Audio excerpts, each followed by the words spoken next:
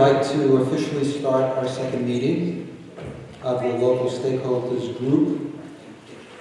And we're going to end tonight at 7 o'clock. We have one time for a break. You can see it on your agenda. And what I'd like to do, because this is only our second meeting, is just remind people what the goal is.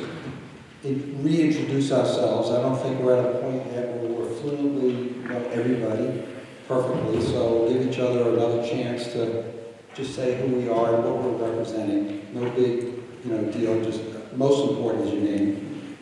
And so I'll start. I'm John Doria, President of Teachers 21, one of the co-facilitators.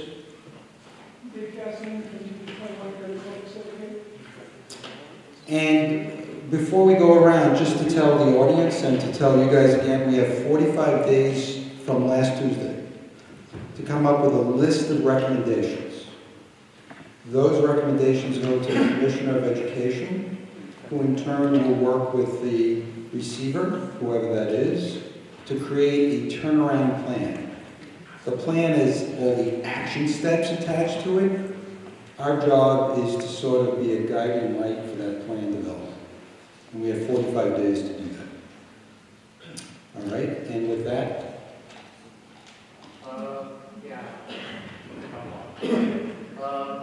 Pat Spinelli, parent rep. No, that's okay. I have a son in the middle school and one in Westbrook. Bill Bishop, representing the school fleet. Rebecca Sweetman, Associate Principal for the middle school.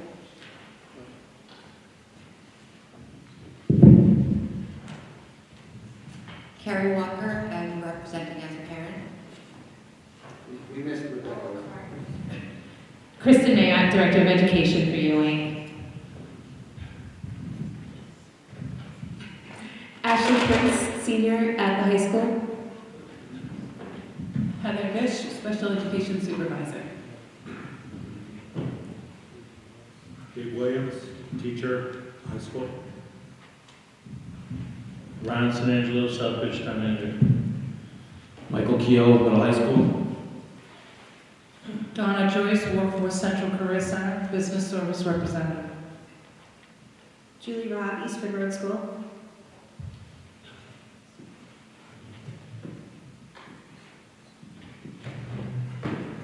Joan Sullivan, Southbridge Education Association. Anna Carinzi Titilianos, West Street School. Amelia Helfman, parent. Evelyn Vélez, Director for the Head Start program. And Lillian Ortiz with Wood Sigma Community College. I just would like to remind everyone also about the norms. Just take a minute to review them. We'll encourage full participation, listen respectfully to all voices, check for understanding, balance the ideas we want to advocate for with being curious about other people's perspectives, and obviously to make recommendations that are affordable, sustainable, and scalable. Just a reminder that the optimal recommendations will fall into one of 4 categories. Recommendations about leadership, about instruction, about specialized supports and instruction for students with a range of different needs, and culture and climate. That doesn't mean you can't make a recommendation outside of that, but the likelihood of the recommendation being heard and finding its way inside the turnaround plan is much higher if we're within one or more of those 4 zones. Okay? Please. So I sent out an email on Friday. I'm sorry I came a little bit late in that afternoon. I will attempt to send you materials for the next meeting by Thursday so you have more time with them. But did anybody not receive my email? I know we have one person. Did anybody else not get that on Friday afternoon? Okay, great. You only got it today. Okay. Is there a better, if you did receive it or didn't receive it in time, there's a better email address that I should be sending you the materials to. Please write that down and give that to me so I can make sure you get the materials on time. So Dave and I would like to give you a few minutes to share with the person sitting near you anything you might have learned or thought of since the last meeting. So there was more data that weren't sent to us. You might have inquired or spoken with people in the community, which might have stimulated your thinking. And there was also a couple of news articles about the LSG, one of which specifically mentioned the lack of representation around members of the Hispanic community in Southbridge. And, you know, this is an important concept as long as everything else that we have to talk about. And what we'd love you to do is just spend a few minutes with a person sitting near you. Don't make the groups bigger than 3, but, you know, 1-on-1 or 3. And just share any highlights of things you might have learned that you want to bring up to the larger group, or your reaction or ideas that may relate to that news story. Okay? So just spend a few minutes talking with each other, and then we'll come back. So we'll give you about 3 or 4 minutes just to sort of process your thoughts with a nearby person.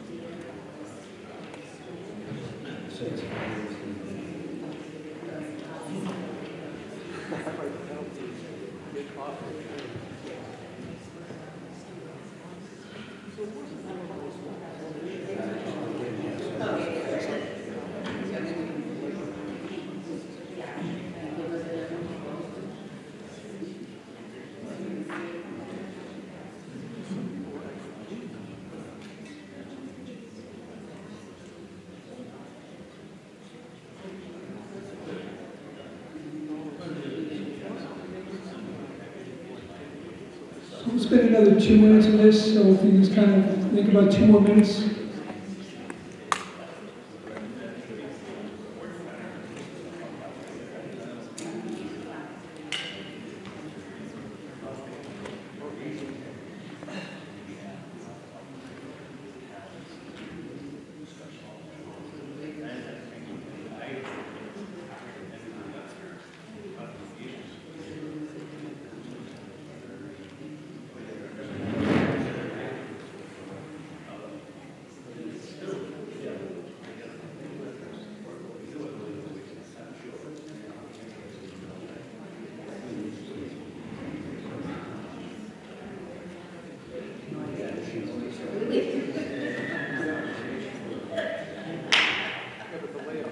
Okay, if we could just finish up those conversations in the next 15 seconds or so and turn this way.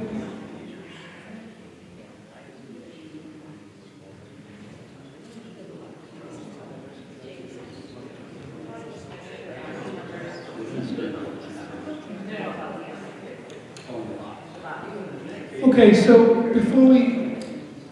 before we get into sharing out your thoughts, a couple of quick other meeting agenda items.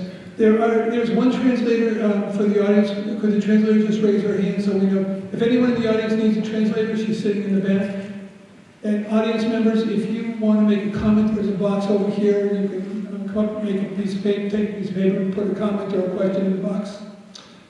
All right. I think it's really important to share some good news when you hear it. And so, with ASME's permission, I'd like to share with you that ASME has been accepted to Salve Regina College for next year. It has been a wonderful scholarship package, and it's just delightful news. I know that school well. It's in Newport, Rhode Island, and I think you have the best 4 years of your life. Congratulations. Well done. All right, when we start to share now, what John and I did was we read all the comments you had from the evaluations from the first meeting, and one of the things that came across was it was important to hear all voices, and it was nice that everyone got a chance to speak. So let's keep that in mind. We're going to try to, monitor. Let's try to make sure everyone gets a chance to speak once before someone speaks twice, and make that sort of a working norm so that everyone has a chance to voice their opinion if they want to. All right. So having said that, what are your thoughts about what John just asked you to discuss?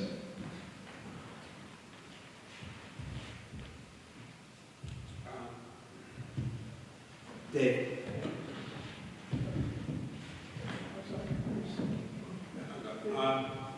I'm just wondering whether it really is a cultural issue, because I think of when we have parent night, those students, whether Hispanic or white, of the kids who are doing well, we see, okay? And those parents of kids who are not doing well, we don't see.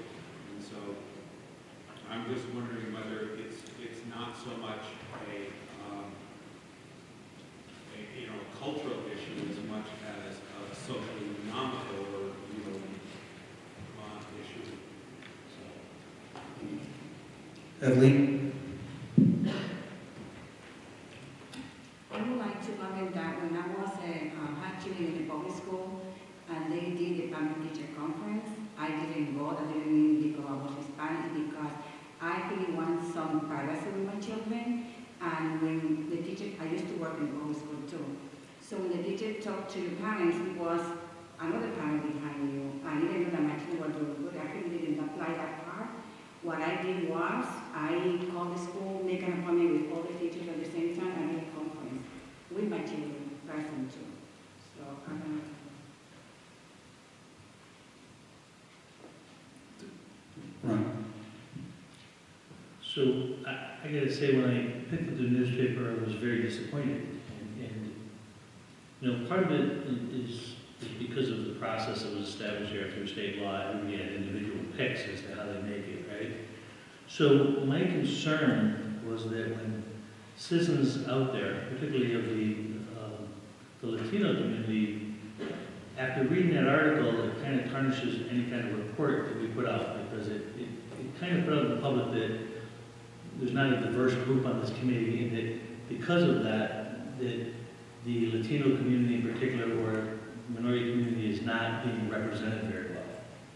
And that really bothered me a lot, because one of the things I heard from every member of this committee was that everybody was talking about ELL and how, the school committee and the town let the students down by not providing the services to the most needy children.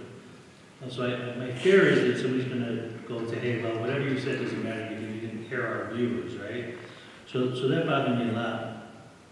I particularly want to share a story, just a brief, really quick one. Is me and the chairman of the town council, who happens to be a Latino, talked a lot about who was going to be on his board, because it was my pick. And I said to him, we could put you on, or then I can go on, but I'm the one on a regular basis going to be meeting with the superintendent of schools. I'm the one that's going to be recommending a budget for the school system. And we came to a conclusion, both agreeing that we both understood the needs of the poor community, or the Latino community, or the underserved kids. And he was comfortable with that decision. But I also thought a lot before I came here that I'd be more than willing to give up my seat to somebody in the Latino community if somehow that makes people believe in the final report better than they will with me on it. Not sure that that's the case, but it really bothered me, because I need and I want this community to come together, and that means everybody, including the Latino population. So if we're going to undercut ourselves out of the box by saying that what we're doing isn't representative, I see that as a real serious problem, and was wanting to address that first. Like I said, I'd be happy to give it my spot. I'm not sure that will make the committee any better or not, because I don't believe that you have to be Latino to understand the needs of our community, particularly the Latino population. So I don't know how we fix it now. I just really don't. I think it's a bad way to start. I would say particularly, I would love to hear the voices of members of the Latino community, or frankly any community, to come talk to me about issues as it relates to schools, I'd be happy to share them in these forums. But I don't believe that anyone here is not attuned, from what I heard, to the issues that face this district. So I don't know how it's fixed, but it's not a good way to start. Yes.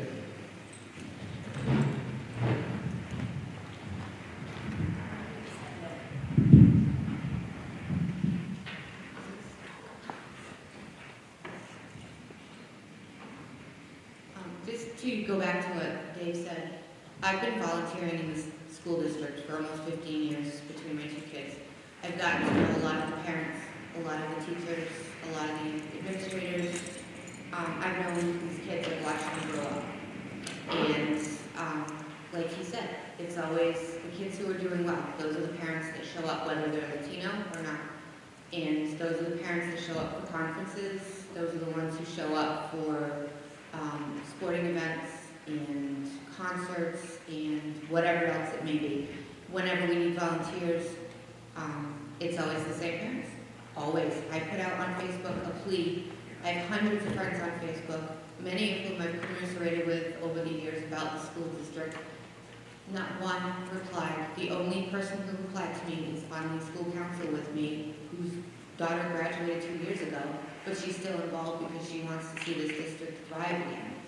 So that tells me right there that parents don't want to be involved. And the reason that I'm on this committee is because I went to the PTA and I volunteered to do it because I believe that it needs to be done and that if we work together we can make it happen. But to have one person reply to me out of hundreds, that's the statement right there, that parents don't want to be involved, no matter what it is.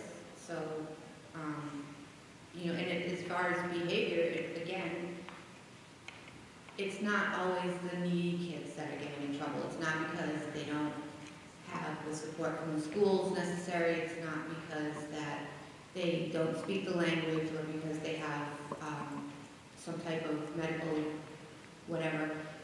There are kids, and I've watched them grow up.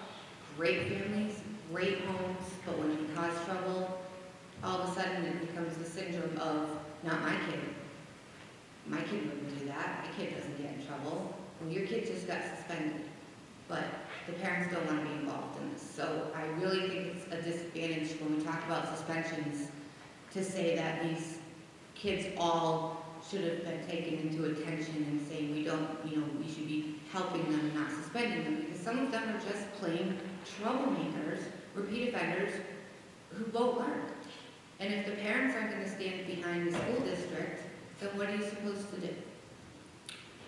So let me just frame this a little bit, because this is probably the 5th LSG meeting that I've helped facilitate. And in many of the situations, while the context is different, the challenges are similar. So we know that if parents are more actively engaged in their child's education, children are going to prosper. I don't think every piece of research and every bit of experience that we have. We also know that the numbers and the achievement of the students of Southbridge have to improve. So those are the two things we know. And if one of the things that you have noticed is that we don't have active participation by all parents, but only some parents, then it's the job of this committee to brainstorm a way of enticing others to become more comfortable and more engaged in the schools. We know in the past we've had issues. You guys have named that already. But our job is to figure out how to do this more, how to do it differently, so that we figure out an out-of-the-box recommendation that will allow us to reach out to people who up until this point may have felt this is not something they want to do. And there's no, it's not like we know the answer out there and the cure is on page 12 of the New York Times. The cure has to come from this community and figure out a way of both engaging more parents and trying to figure out how to reduce the numbers of kids who are out of school, either through absenteeism or through suspension. And we just have to figure out some creative ways to do that. And it doesn't mean that the people who have been working their tails off haven't been working hard. And it doesn't mean necessarily that the parents and the kids don't care. It could, but not necessarily. So I would love for the group to sort of turn their attention to how do we, what are the creative ways that we want to become even more engaging than we are. That's the challenge.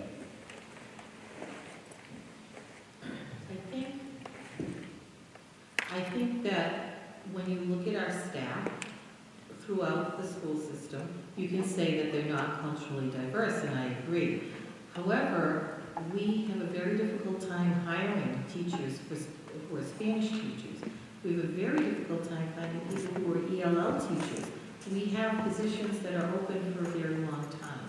So I think that to say we are not representing our students is not really accurate. I think what's happening is we're not getting people with those qualifications. Now that said, I think we are data driven.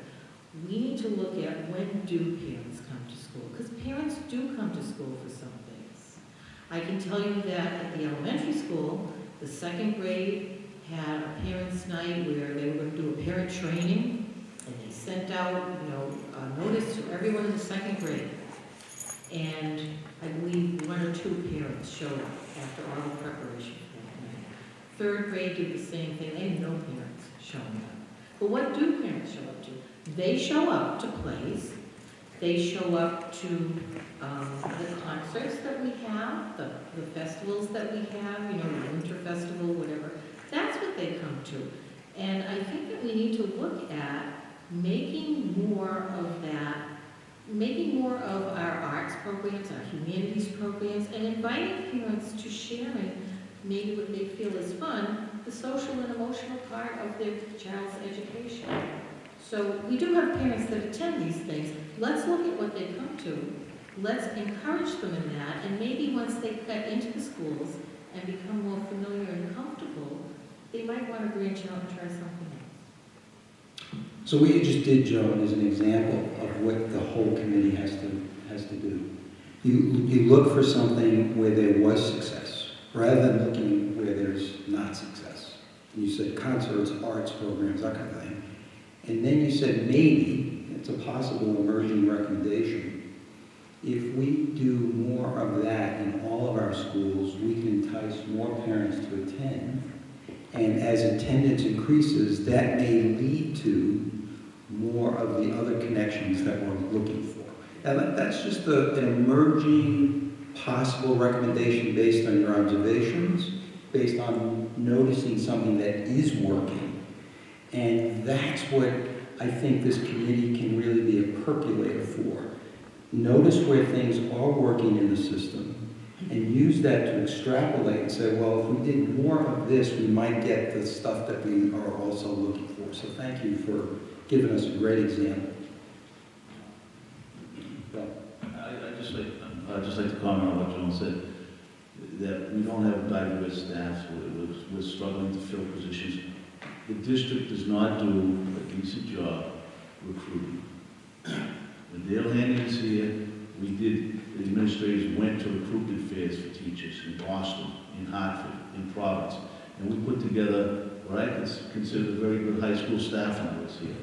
And we had, my first year, we had 18 brand new teachers on staff of 44 or 46, and they stayed. Okay, since I left 3.5 years ago, I think there's about 3 left. But since I also left 3.5 years ago, we had a number of principals in this building, and I don't believe there was any type of search for any of those principals, other than the current principal, who wasn't recommended by the search committee, got the job. So leadership in the district is really taking on an ease of management approach to selection of quality people. or to any people. And that's one of the main reasons we're in the boat we're in right now. Yes, Julie? I just want to go back to the parents for a minute. I, as a classroom teacher, and I think it's going to get better as the grades get older, to be honest, because in Eastford Road School, a lot of the kindergarten teachers invite the parents into the classroom for activities during the day. And I can tell you, I've done 3 events each year, and I've never had less than 80% participation from parents. Our Mother's Day event had 100%. And what we do is we invite the parents in, and we usually do some academic activity to show them what we kind of do in class. Like we played bingo one time, just some fun academic things. And then there was always a little snack or a little craft that they did with them as well. But 80% of parents or more took time out of their day to somehow get to the school and participate in this with their child. So it can be done, and I think it will get better as these kids move on and up. Yes, Ashley. I would just like to say that I love what I'm hearing from the elementary level, and that really does make me feel a lot better. But I will say that something changes when kids move up into the high school level. I know that attendance, not only just in parents, but students as well, to after-school activities really drops. Even in dances, just the difference between middle school and high school. If there was a dance held for the middle school, more kids would show up than the high school would. So I feel as though there's more of a lack of support on the high school side that you guys aren't seeing. And I'm hoping that once the people that are in your elementary school move up, they'll take all of that involvement with them. But I feel like if we are going to make any changes, it has to really be a boost in involvement in the high school and middle school aspects of everything that we're doing. And really quickly, can I just expand on that? I volunteered from the time my kids were in preschool, and I did notice as they got a little older, the teachers stopped asking.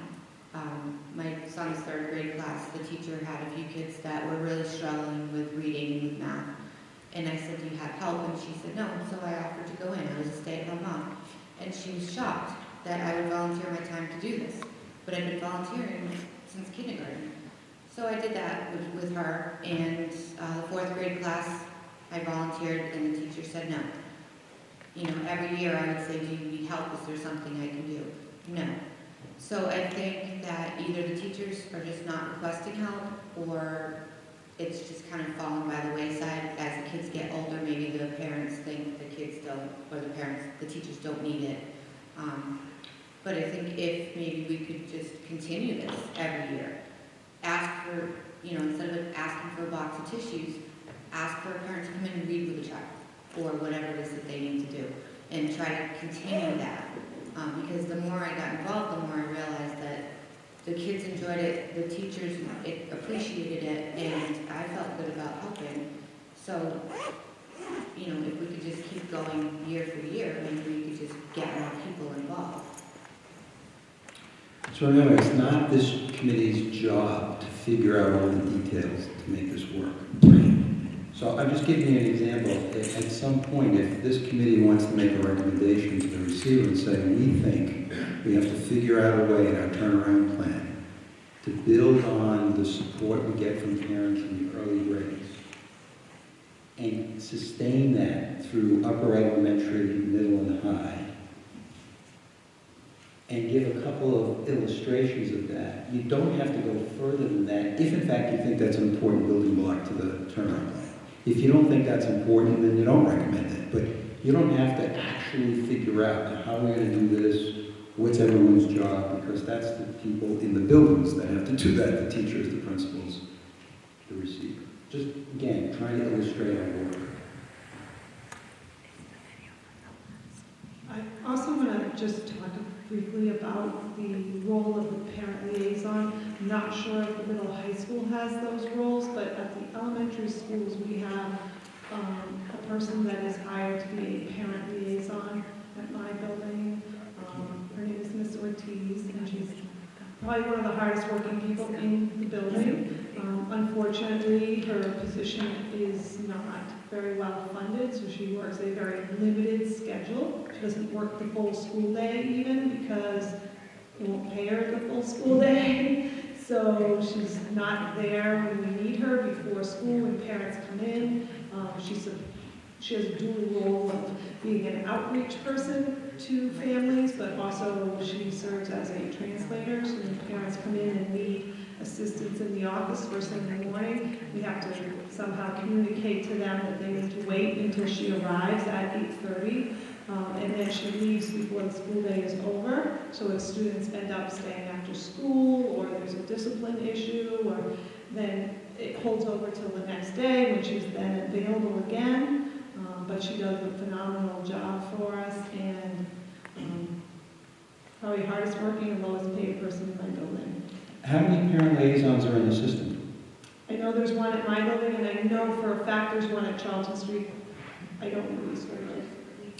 And is there one at the middle high school?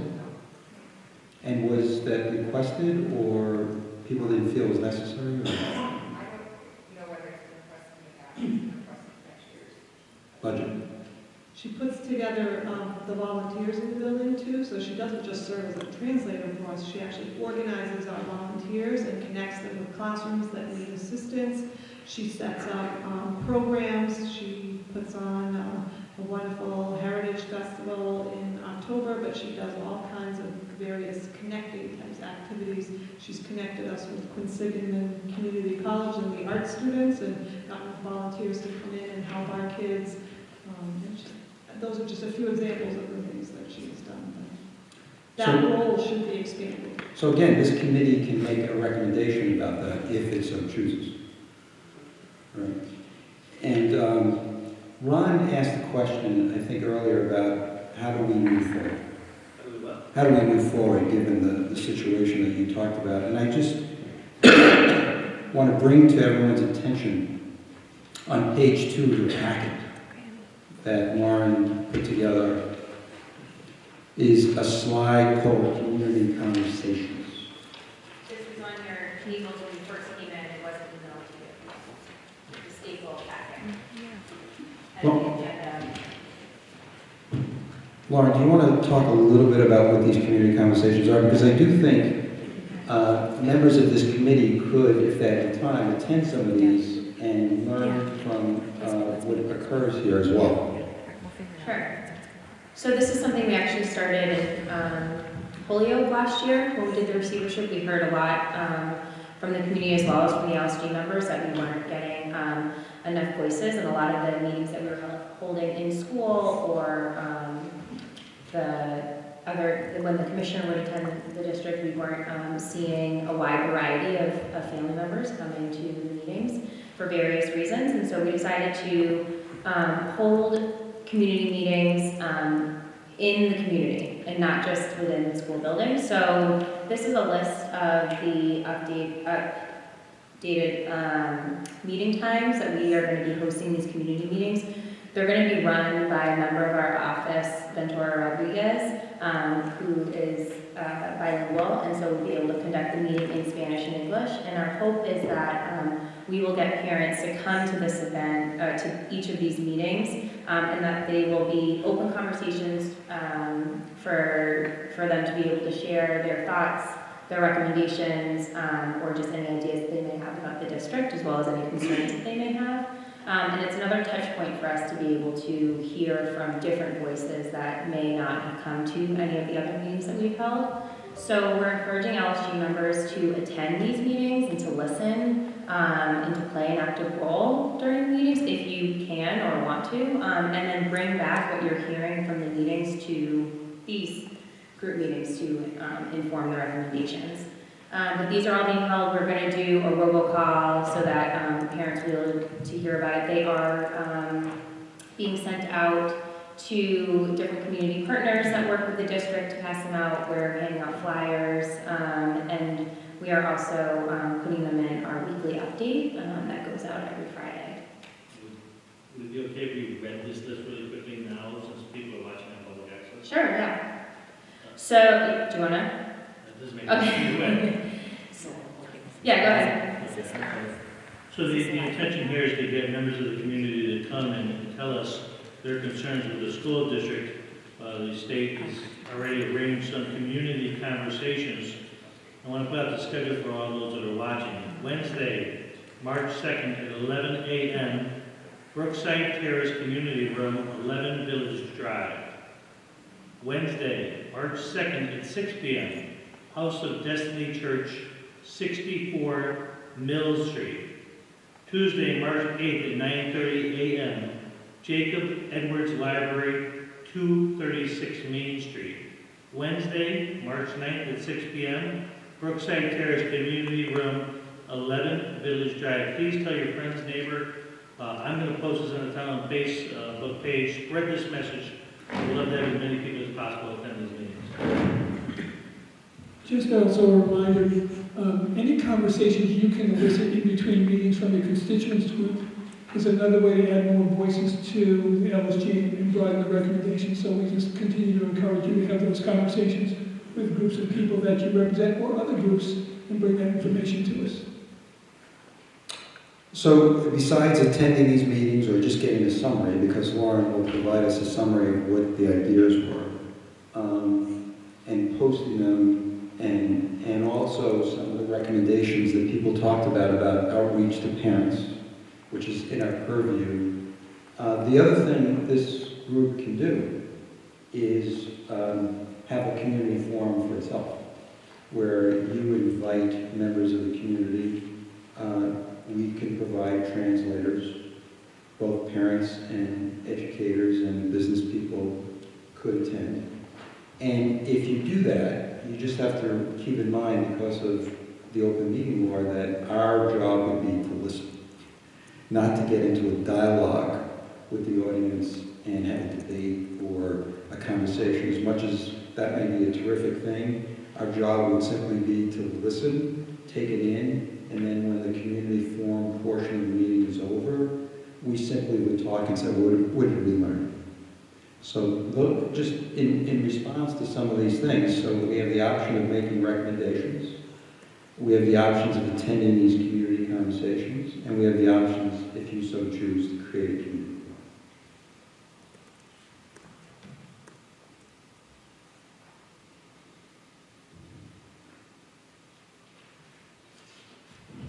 Okay, so one of the things that came out of the first meeting was a request for some more data. And if you just turn to page 4 and 5 of your packet, it's not numbered, but there's a report from Cheryl Stanton, who was going to be here today, but I believe is absent. So she's given us this, what she said. So we have this report. There were several other documents that Lauren put on as attachments to email around pass rates, fail rates, and all the demographic data around that. That's free for discussion. In a minute, we're going to pass out this docket here, which deals with discipline issues and suspension rates. So what we'd like to do is provide an opportunity for you to, in small groups, which was another recommendation that people had from the first meeting, is to have more time in small groups and to process the information. So we're going to give you that time now. If you would just partner up again, groups of 2 or 3, and go through pages 4 and 5 or any other information from other documents put out by Lauren or this document here. It's a little bit hard to read, but I think you'll be able to concentrate on it enough to get the information. And then we'll come back in probably about 10 minutes or so. Let me just give you a little bit more context for the documents. So I emailed out information that was compiled by the State Department, responding to some requests that we had at the first meeting. So you don't have that printed, and unfortunately we are not unable to have internet access for those that we are working on it for the next meeting. And so if you remember any of those data or any of those data points popped out at you, you can talk about those. The information you have stapled in this packet was compiled by Cheryl, as Dave said. It's the map data, so it'll give you an idea of where students are, general trends that the district is seeing right now in terms of student performance. You have another document, a loose document called the Social Emotional Learning Information. And this is just information about the social emotional learning services that are happening within the district now. yeah, we'll go over that later, just additional data. And then what we're gonna be passing out to you is school-by-school data that you can take a look at, and it has some suspension rates on it. That was also compiled by the district. Okay.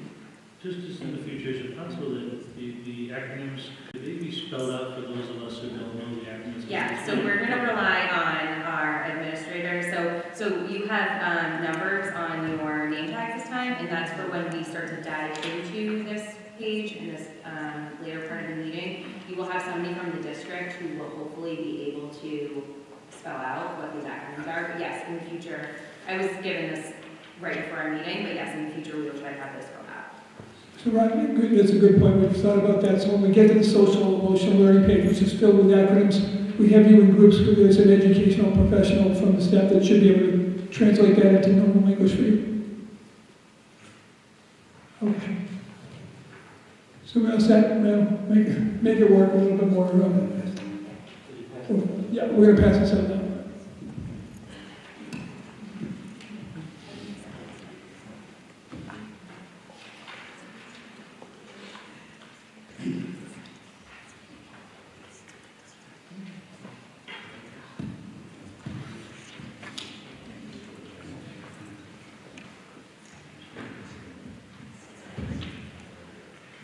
So just a bit of context, there were several people last meeting who said, can you break down the data, either by school or by grade or by different other categories? So we were responding to that request, and you know, it's up to the committee how much time you want to spend on this. This is not something we have to do for the next hour and a half, and we're not going to.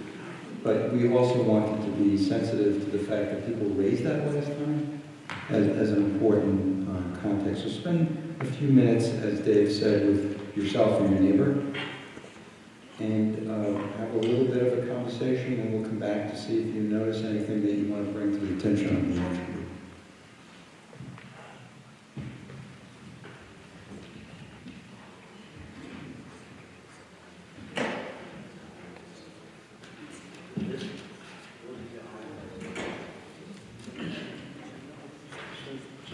Just to be clear, so I understand, it's a little bit of a paradigm.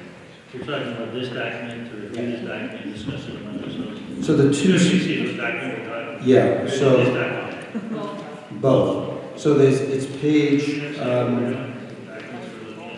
not a page number on this, but it's called, What Does the Formative Data Tell Us? 2 pages, and then that separate thing that has a bunch of columns that just got sent around. And that's data broken down by school. So it's only those 2 documents.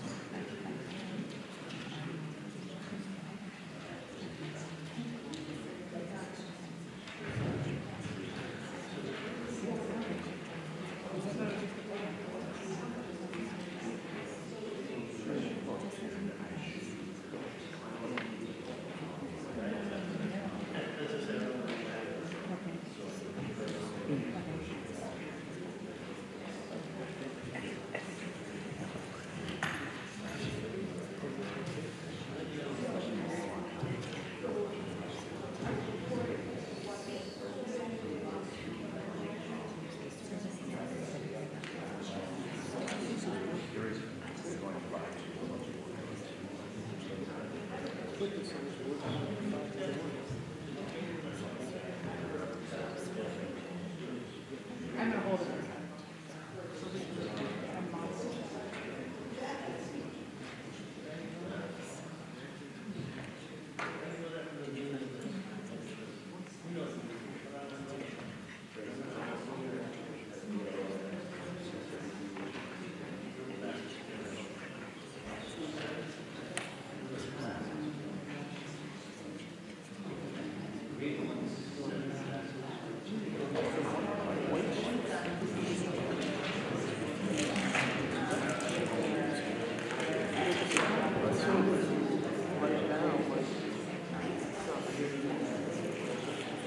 Like, there's no one to do this.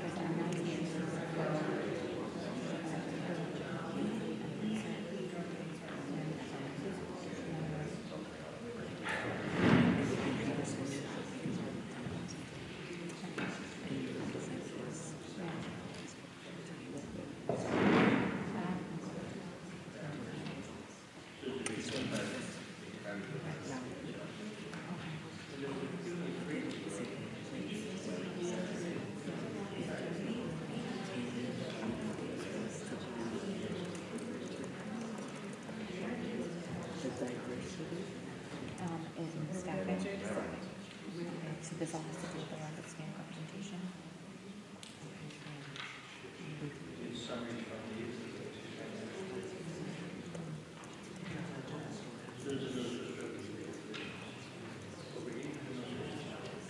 I heard there you don't get you have a hard time highly qualified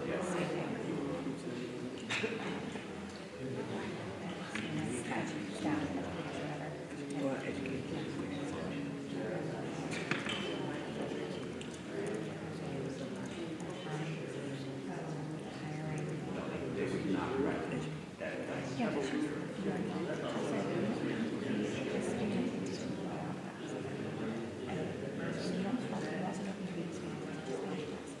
That's not the issue. The issue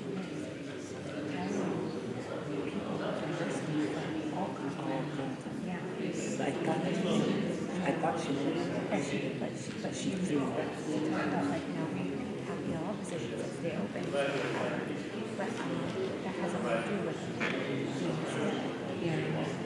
So no,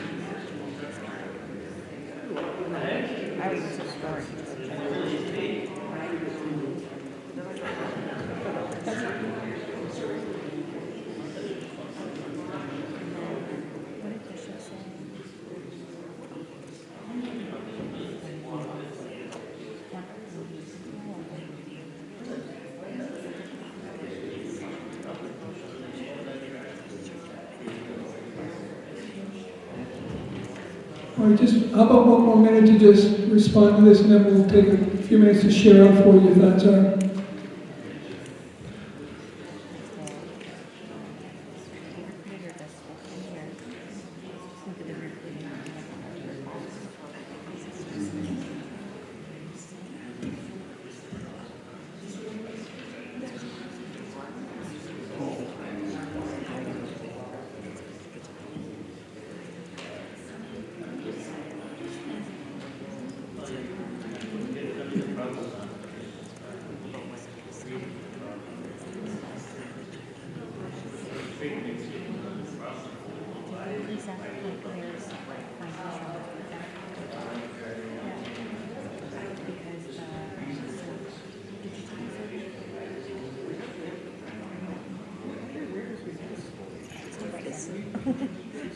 Okay, if we could finish up the conversations in the next 15 seconds and turn to one whole discussion, please.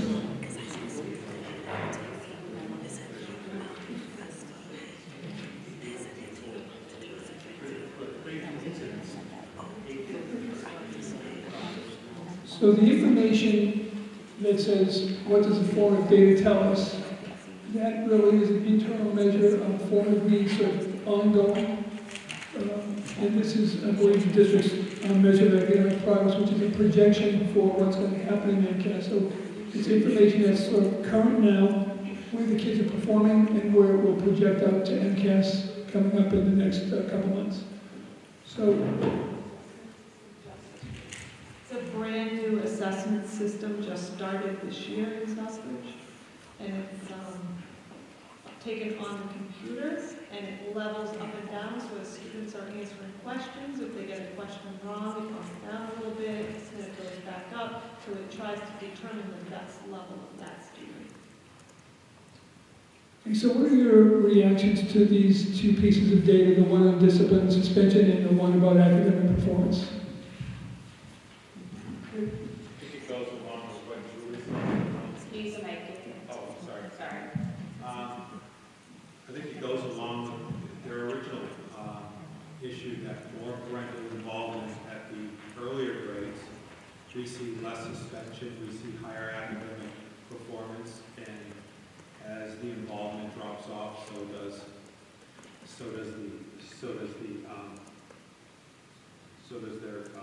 their performance and an increase in some of the behavior. So I think it really comes back down to that parental involvement.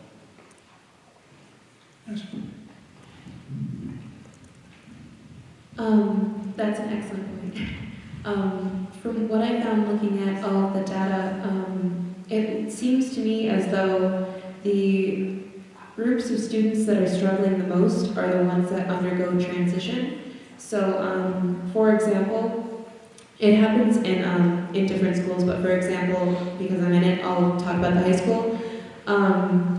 So if you look at it, grade 9, in every set of data that there is, with the exception for dropout rates, freshmen are struggling the most.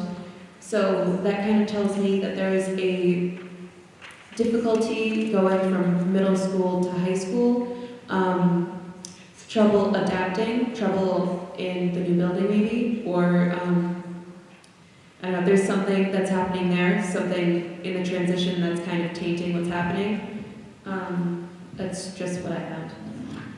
So again, I just want to point out to the committee, is another example of a potential recommendation. That because you looked at this, you might have noticed that the 8 to 9 transition is a particularly uphill, challenging one, with lots of data spiking, and we think the receiver should, pay attention to this. And then this is where you have lots of opportunities. It could be a committee, it could be a smaller academy, in 9th grade. There's a lot of ways to tackle the problem, but this group could say, we noticed this, well, making a recommendation for this. Again, another illustration of what you can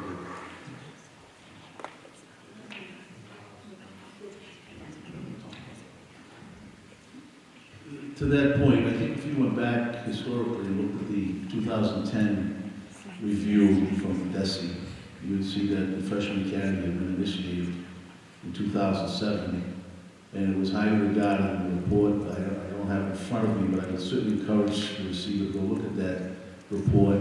It's my understanding that once they moved into this new building, the Freshman Academy kind of went bye. I think they've tried to resurrect it. I don't know if they've had success, but it was a highly successful program for many years, and it did prevent students from leaving at the end of their freshman year, which is a common time that students do drop out. And we also were able to identify students very early on who were struggling and get them the remediated services that they needed.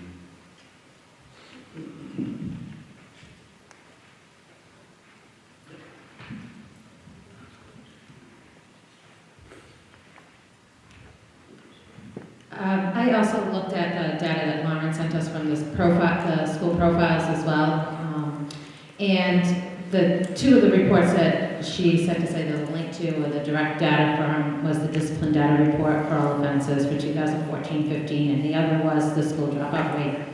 There was a couple of variables that I noticed that just are worth paying attention to as we think about recommendations. and that is when you look at in-school suspensions and out-of-school suspension rates, the proportionately to the demographics of the population of the students served, they're pretty equivalent to the demographics for Latino and white, so it's just something to point out that it's an overall cultural issue of, within the school, not segregated to one culture or the other, or background, ethnic background or the other. So that was one thing I noticed. The other thing that I noticed that I thought was worth us paying attention to, and I saw this in both the discipline report, the dropout report, and also 8th grade coursework failure report that you just handed out, and that was perhaps a recommendation would be to look at what additional resources are needed for special education students to access the curriculum, and specifically to special education. So the second highest group, I should say the highest single group, other than male or female, for student groups on the discipline report was 6.8% for in-school suspension, where students with disabilities. For out-of-school suspension, 13.7% of those students had out-of-school suspensions. That was higher than any other characteristic. So just to point those out, that additional resources should be recommended for the department. And it's not that necessarily those students aren't getting what they need per their individual education program, but perhaps it's more of a fact of it's a lack of resources, whether it's technology, training, access to when as we're in a full integration setting, things of that sort. And then for dropout rates, the students with disabilities was at 5.3% of the population. And just to put comparison data for that, economically disadvantaged was 2.6%. English language learner was 1.5%. So it was profoundly larger than the other population. So it just was a moment to take note around how do we make recommendations to look at enhancing resources for students with disabilities.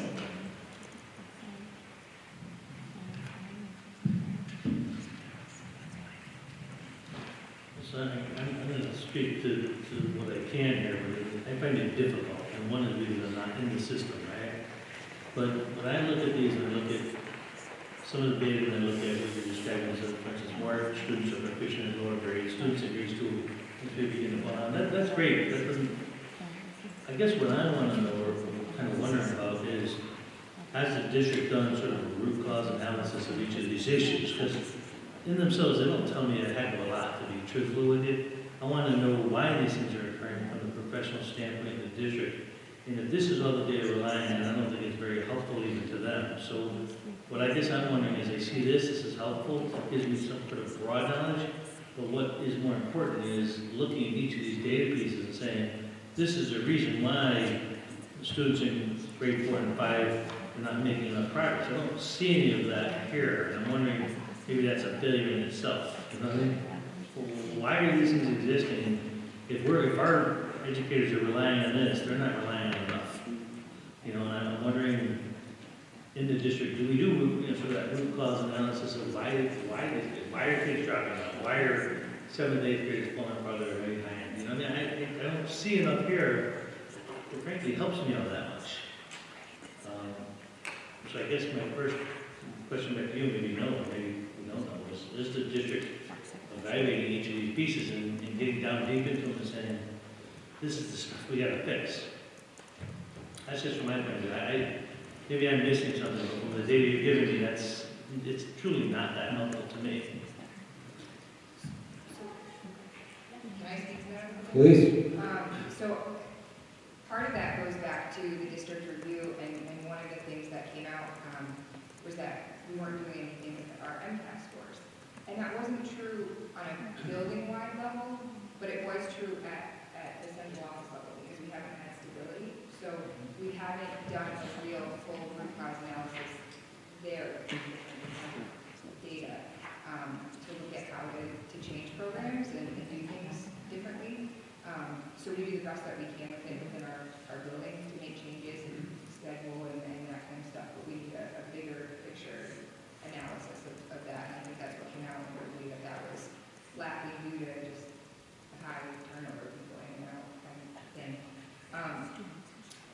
piece I wanted to address is what Cheryl provided here. What does the formative data tell us? As far as that goes, I think it's pretty accurate probably for the elementary school levels, but once you get to the middle and high school, there are a lot of things that come into play here. So one, we start with a pretty poor rollout of the new assessment system, and I hate to say poor, but teachers were asked to go online and take a webinar, and I think people can benefit a lot more from face-to-face interactions, being able to ask them questions and that kind of thing. So first it started with not a real full understanding of the new assessment system, and then that continues. So when you're going to implement it and you don't have full teacher buy-in, then trying to get middle school and high school students to buy into an assessment that doesn't count for anything as far as they're concerned, so it doesn't go towards graduation for high school students. It's really difficult with elementary students. They pretty much just do it because you ask them to do it. But on our level, it's really, we've tried goal setting, we've tried all different kinds of things to get the students to buy in. So you have a lack of kind of full teacher understanding, which they're getting better with, and we have since brought a person in to talk about the results and analyze results and help us do groupings. And then you have the student buy-in piece, but then you also have the issue of technology. We don't have an IT director, and we here in this building have like netbook carts. And the carts, the netbooks themselves, first of all, have to get taken out of all the classrooms, so we now have no technology in our classrooms. And they're offline being used for this really long assessment window to get all of our kids tested. So there are students in this building, I hate to say it, but that don't even know their login for the internet to get onto the computers right now, because they haven't had a chance in their classrooms in this building to build the technology to actually use the computers in their classes for research and that kind of stuff, which is problematic. So our computers are offline, and then not to mention they're having a hard time supporting the system with our network, with the computers themselves charging fully and that kind of stuff, so they're shutting off on kids in the middle of an assessment. So there's a bigger story than just what the numbers are right here, and we have more challenges than what's right here. And I think that's important to share as we are diving into all of this. As the conversations continue, I would like to just kind of put one of those other simple recommendations that IT support at the system level so that the community support the teachers. So these ideas in mind with recommendations kind of come up in the conversations. I actually heard a particularly possible major recommendation starting with Ron's idea of a district-wide root cause analysis, right? Rebecca mentioned that the instability really has prevented, even if there has been an analysis, a kind of stable, let's follow step 1, step 2, step 3 for a while, because there's no quick fixes in education. So you got a root cause analysis, stable leadership, improve PD to better understand the assessment, better buy-in from students, and improve technological support. And all that ties together into this one package. And that could be a single recommendation, it could be a multi-pronged recommendation, but you just saw it, organically emerge from this conversation. And that's the power of, I think, the perspective in this group. And it's not just middle school students that have trouble buying. We have students at our buildings too that have trouble, and also computer problems shutting down in the middle of the test. Then does that invalidate the test results? You have to call up and get somebody to come down to the building to get this kid logged back in, because it's not just logging into the computer. The testing system is housed out there in cyberspace somewhere, and you have to get permission from the testing company to get this kid back online and start it up again. We shut down our computer lab when they're doing this testing, so no other classes can utilize the computer lab. So the whole month of January and February, between access testing and map testing, our computer lab was shut down and no students could access it unless they were there for the assessment. And our teachers have also voiced concerns that they didn't receive enough training in how to interpret the data coming out of these tests. So they have a number, the kids get what's called a RIT score, so they have a number. The kid has 152 is their number. What does that number mean, and how do you do interventions based on that number? The teachers are crying out and asking for that training, but they haven't received it yet. Just because it leads me to a question that just I can't escape. We have an IT staff in the school system, and what you're telling me is ridiculous, so I guess I'm wondering, where's the IT staff? Obviously, So it's not either large enough or not capable enough, or something's wrong. So the IT staff is very small. There is no director. There's no IT director. You have, I believe, 2 people up at the middle high school. They're not in charge of other people, but they seem to have the most knowledge. There's a man up here, Edward, who runs things up here and manages like the help tickets and stuff that the lower schools send up. And then there's another gentleman who goes around to the various buildings and tries to solve problems. So to my knowledge, there's 3 people. And none of them are in charge of anybody else. If I could add to that, first of all, there's no technology, certainly there's no technology plan for the district whatsoever for a long time here. So there needs to be first a technology plan developed, which doesn't sound like it exists. If it does, it's not working. It might So exist in a very implementation of some old technology document. plan and then the maintenance of that plan. So I don't know if that exists or not. But I do have to add, there are 2 ladies up at central office who manage like data, but they're not in charge of like infrastructure, but they do manage our data, and they're part of the IT department. Well, just to add, so it was mentioned last time that, we have a building filled with new technology, and it was noted that not a lot of people are using the, say, smart boards, but they're not smart boards. So they are, but they're not smart board trained or that kind of thing. They're very difficult to use and cumbersome and almost not worth it for the teachers to use. We also have a lot of new staff, and without an IT person, there's not a thorough training on, we rely on teachers who have just kind of taken it upon themselves to become experts in certain areas to provide what knowledge they can when we have new staff come in. So they weren't piloted, I don't believe, I don't know if they were really piloted, if they were piloted.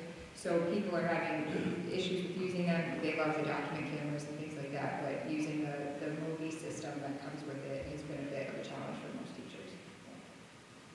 Just taking off on what Rebecca said, I know I wasn't asked, and I don't know anybody in the middle school that was asked about the MOVI system, our technology.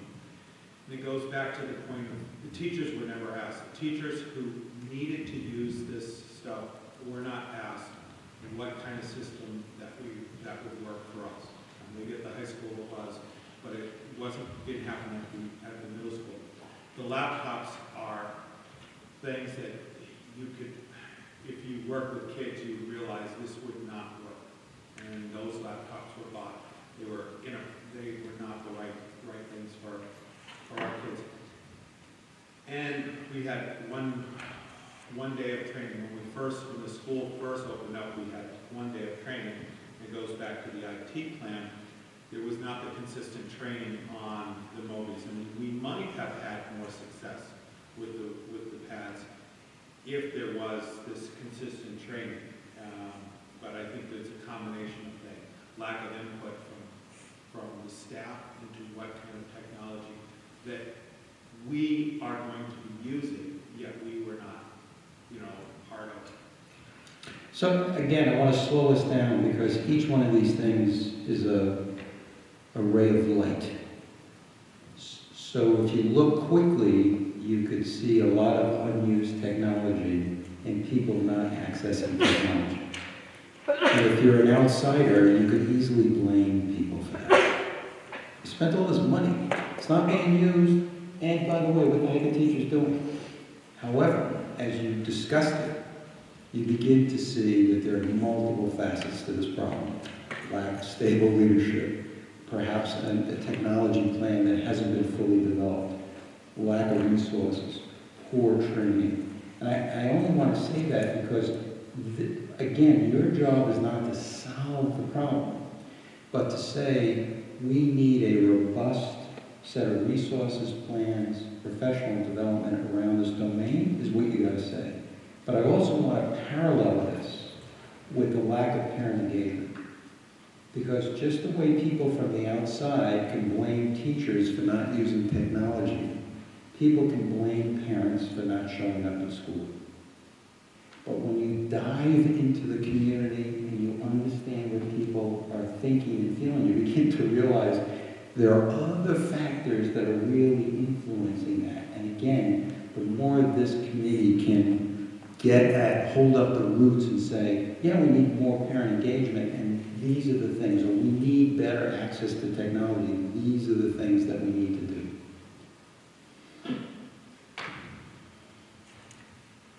Right?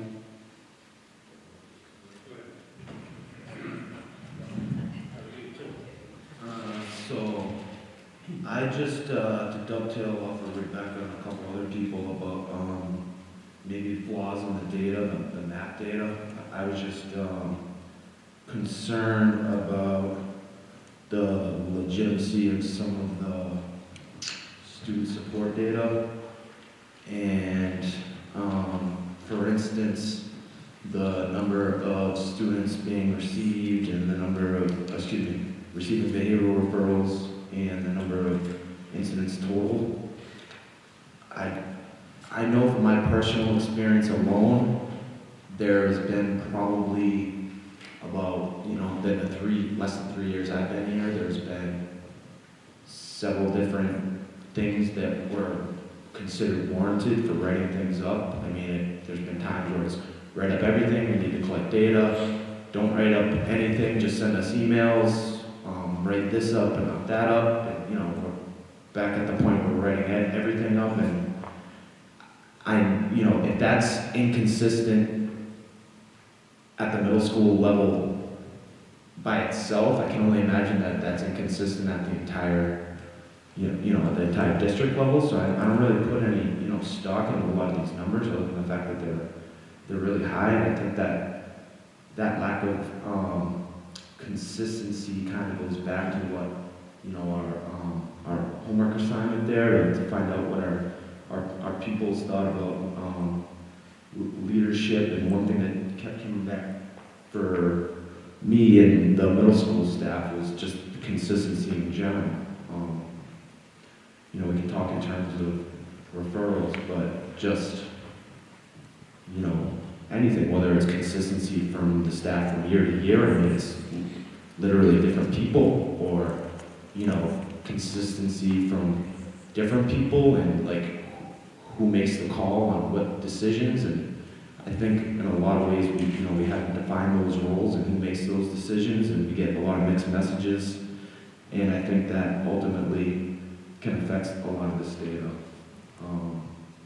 So Mike, can I push you a little bit? What would your recommendation be? Not that it's official. I guess you just need like a consistent, we need a consistent protocol for what it is that, we're willing to do anything, but we just need to know what it is consistently. So this goes back to consistent expectations, protocols, and training. Teacher development, teacher learning, to make sure we're all on the same page. Even if you have the same administrators telling you different things, who ultimately is in charge of that, I think, that's not an indictment on the leaders. I think that, on the very top, we haven't had those, we haven't had those positions really defined, and what those positions entail, and that, I'm not. That's helpful. Yeah. So after our last meeting, I went and spoke to not only students, but teachers and a principal and guidance, and there was repetition in the fact that there was a request that there be an updated handbook and a more available handbook, So I might suggest that that be worked on, edited, and also produced for every teacher and administrator in the building. I know it's available electronically, but I think that a hard copy in the possession of everyone that really needs it would help us with consistency, not only having one common structure for every classroom and every building, but it kind of gives a reasoning behind, like, let's say a child does get suspended, they can reference a handbook, pull it out, and say, you have offended these rules exactly. I would like to show you. This is why this punishment has, or not punishment, but this is why this evaluation and what we're doing here is happening today. So that's just a request that I think could be met by this committee, if everyone kind of acknowledge it. Thank you.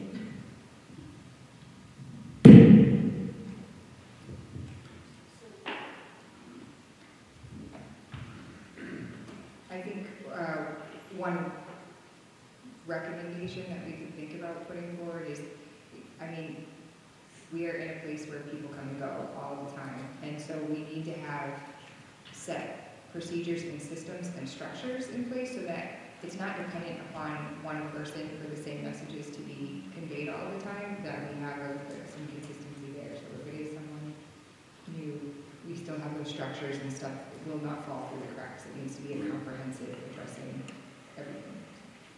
So that could be easily an emerging recommendation. An action plan could be the focus that you mentioned about the handbook, professional development where appropriate so that everyone has a similar interpretation. That's another example of an emerging recommendation.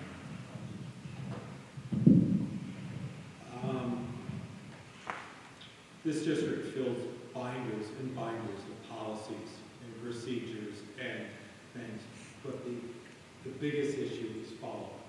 And so we need less of those binders, yet we need to be consistent with it. So I don't disagree with you, that we need maybe a shorter handbook that we are absolutely going to commit. We're going to commit to, because we do studies, we do this, we do have policies, we have procedures, but we don't. The word fidelity is, I think, critical into what we don't do around here. We don't do anything with consistency, and it's not any of our core beliefs. We do it flash in the pan. Oh, let's do this. Oh, let's go do this. Oh, let's go do that.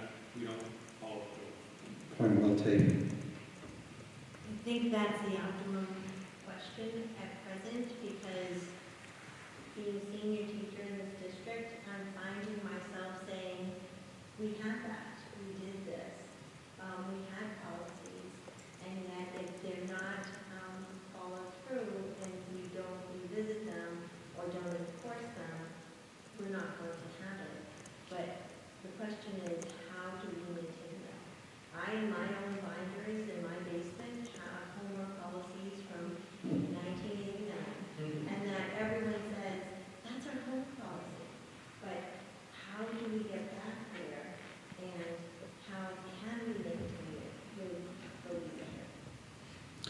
Just a little bit from what other districts have struggled with this. And, one of the pathways that districts take if they have this challenge, the one that just got discussed, is to come to a decision that there needs to be a few things that you're 1,000% consistent on,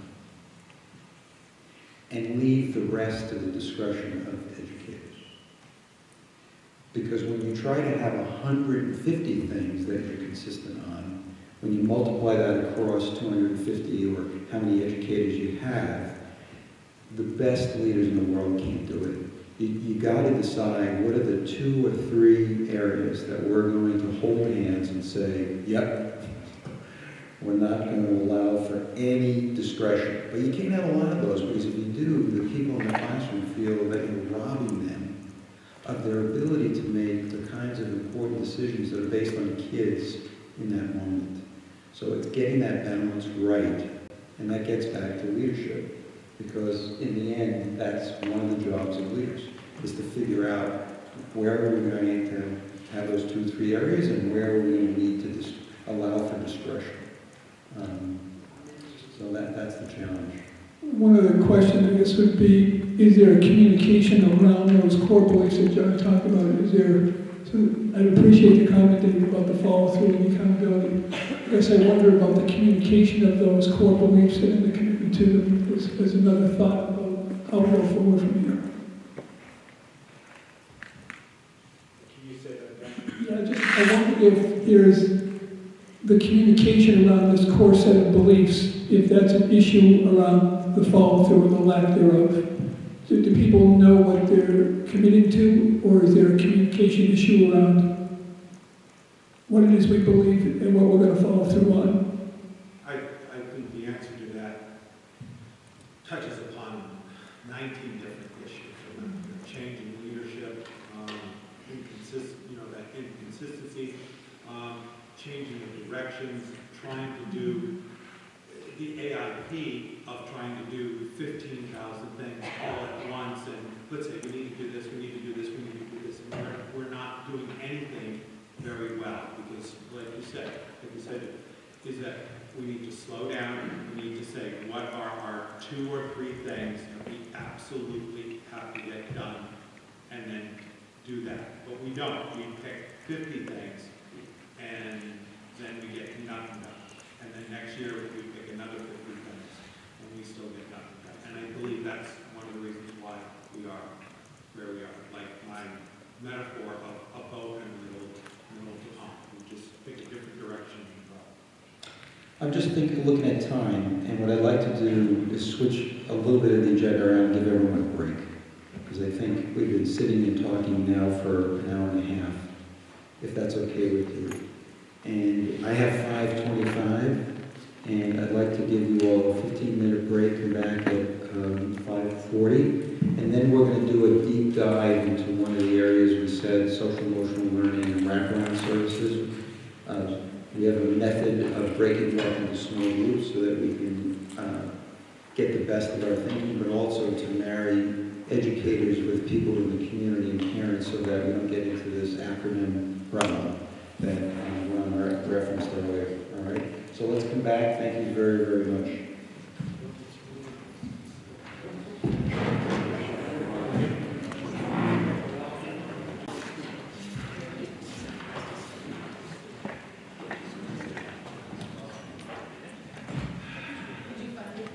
Yes, we're waiting for Ron.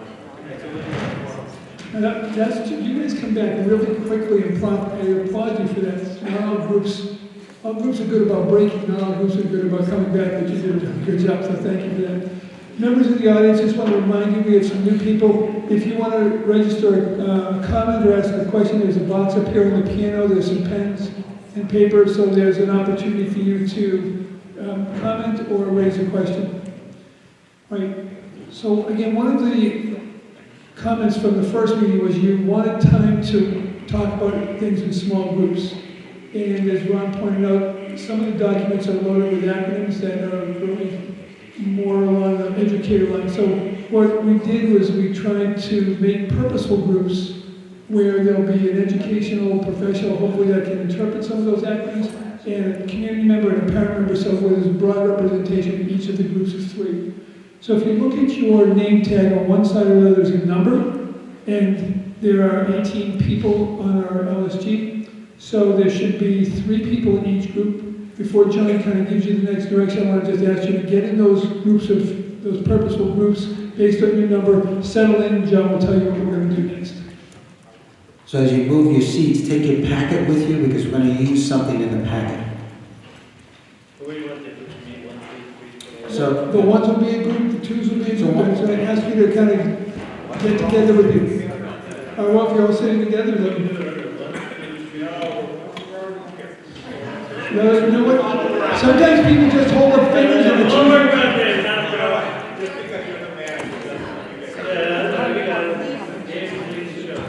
Where do you want to forward?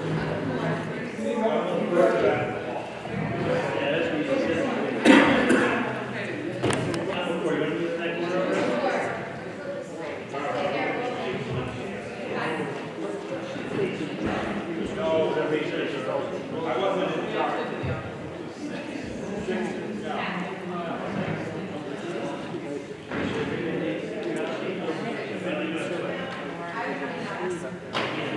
Remember your... J-O-H-O-A-N.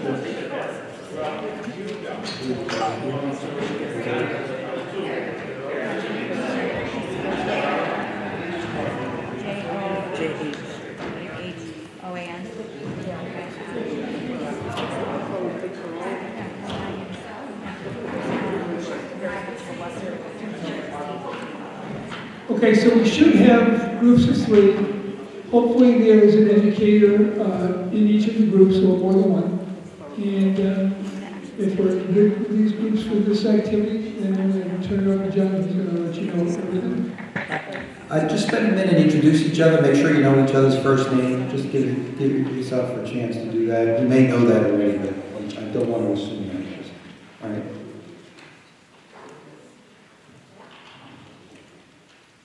Everyone know each other? We're good? Okay.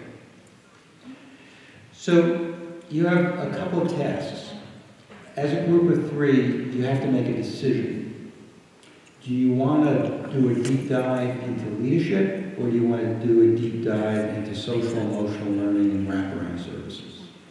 Let me just give a little briefing. I think everyone has a picture of leadership, but social emotional learning and wraparound services may sound like gobbledygook to some of us. So let me just do a little orientation. We know that instruction is really important to kids. We know that curriculum is important to learning. And most recently, in the last 5 to 10 years, we now know, teachers have known this, by the way, forever, and so have parents, but the rest of the world has finally woken up, that how kids feel when they come to school and their ability to feel like they're part of the community actually affects their achievement. So if kids go to school where they don't feel welcome, they don't feel like they're part of the community, or they feel that their feelings don't matter, it actually undermines their achievement, even if they're in front of spectacular teachers. So this term social emotional learning covers a lot of ground. It says you got to pay attention to these areas that allow kids to feel welcome, supported, and part of the community.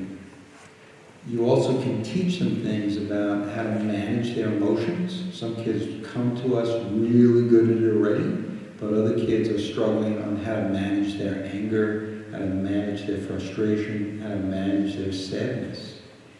Schools can help them do that. It's part of social emotional learning. Also, kids sometimes come to us and know this already, but lots of kids don't realize how their actions actually create feelings in other people. And teaching kids how to see the impact they're having on others is also an important part of social emotional learning. Grit, which is the ability to stick with things even when it gets hard and you have setbacks, is part of social emotional learning. Also sometimes called resiliency, that ability to come back from a defeat, to come back from a setback. Some kids are naturals at this, but other kids can be taught under the aegis of social emotional learning. So that's what that area is about. And in many, many schools, it's often housed in like guidance counselors, school adjustment counselors. It also is housed in nonprofits who come in and do support work, either before or during or after school. But the most current thinking suggests everybody has to own it. If you just rely on guidance counselors to do this work, you'll never be able to hire enough guidance counselors. So that's a big, big briefing about social emotional learning. And then there's leadership. So your group decides which one do you want to do a deep dive in.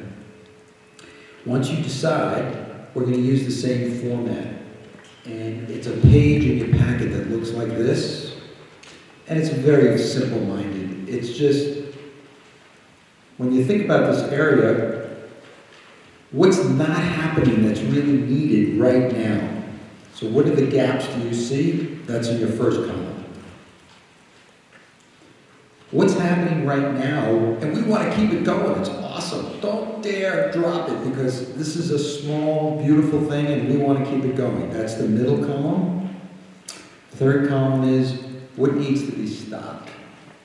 It's really a waste of resources. We're not getting any traction. It's time to let go. So we're going to ask you to have opinions about all three. If you can only fill in 2 of the 3 columns, that's fine. You know, it's from your perspective. So you first choose which area. Are we doing leadership? We're doing social emotional learning and wraparound services. Once you group the sides together, you kind of fill out your chart as best you can. Okay? So if you choose the social emotional learning, there's a 1-page document presented by Cheryl Stanton. Just quickly, there are 3 tiers here. So the tiers come out of a paradigm called response to intervention. Tier 1 would be a support that is available to all students. And what we know is some students, that's not going to be enough support. So the next level of intervention, the next level of support would be those listed in tier 2. A little bit more prescribed, a little bit more intensive, a little bit more individualized. And still, if a student is not getting the support they need, they would move to this tier 3, which is the most specialized, the most individualized, the most structured support. So the tiers mean different things. Tier 1 is available to all students. Tier 2 services are available to some students based on need. And if there's still lack of success, the students would get to tier 3 level of support. So I just wanted to flag that on this page. And I believe these are the things that are in place currently in the district at basic levels of support that the students need. So take a minute just to talk to each other to see if you understand what the work is. And then I'll give you a couple of minutes to talk to each other. Don't dive into the work yet. Just say, what is this guy talking about? Do we know what we're doing? You know, and once you're clear, I'll stop and say any questions, and then we'll release you to do the work. Okay, so just talk to each other, make sure you're clear about what the work is.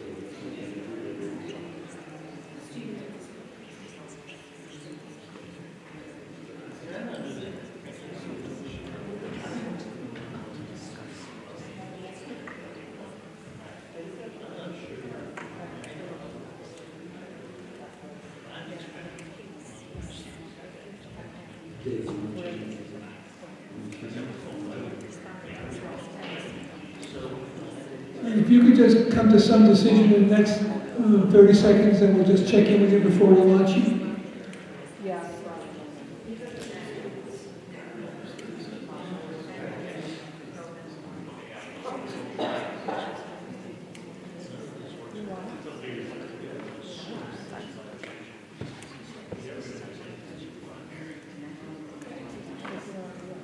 All right, so let's just check in about the clarity. Are there any questions about what we've asked you to do or how to proceed? We're just going to be talking about the wrap, the social emotional this year. If that's what you choose, David, you can do one or the other. So if you choose social emotional, then we'd say take a deep dive into that. Your group may have chosen that, and that will be your direction. Or you may have chosen leadership. You're going to use the grid to focus your thoughts on that. And this is just a resource, but rely on your own knowledge and those in your group to provide other information for that particular topic. Just so we make sure we have both areas covered, if your group has decided on social emotional learning, could you just kind of raise your hand so we have a sense of who's doing what? So the 4 kind of in this corner are social emotional learning. I'm assuming that you were over here doing leadership. Terrific. Okay. So what do you think about 25, 30 minutes? Let's do, we're going to give you 12 minutes. We'll check in. You may need more time because we also want to talk, we want to hear what we've talked about. So let's start with 12 minutes.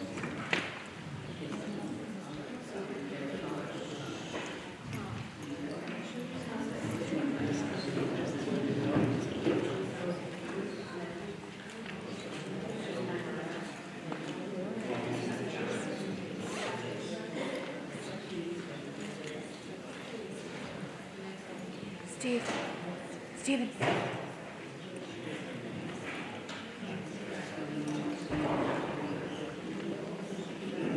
How's it going? Good, how are you? Great. I can't find you anywhere because you keep popping up as that other person. I closed that. That was Lynn Luiso, but Yeah, but like, so you need a clean address for me, like you got S. Davis what's your mass, S. Davis at massteacher.org? Yeah, and you're in here, Because I do have your. okay, yeah, see, Yep. it's still showing up.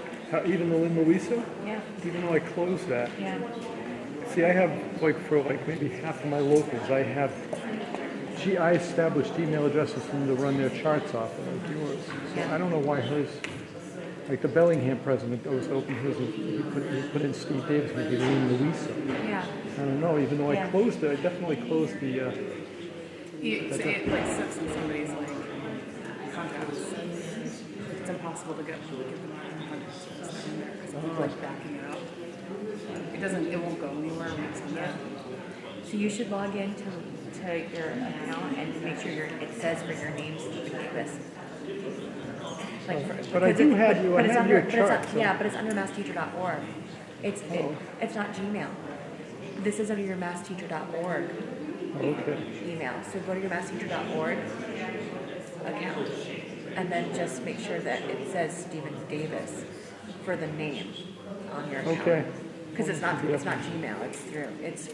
It's on your end at MassTeacher. Okay. Okay. All right. I think that's the only thing I can Yeah, do. you're not the only. It keeps happening. I don't know why. I was like, who's this Lynn Luiso person? Yeah, she's famous now. Nah, I guess so. All right. All right, so Great. yeah, I'm sending all these documents to you guys right now. All right, great. Thank you. Yep, no problem. Cool. Thank you.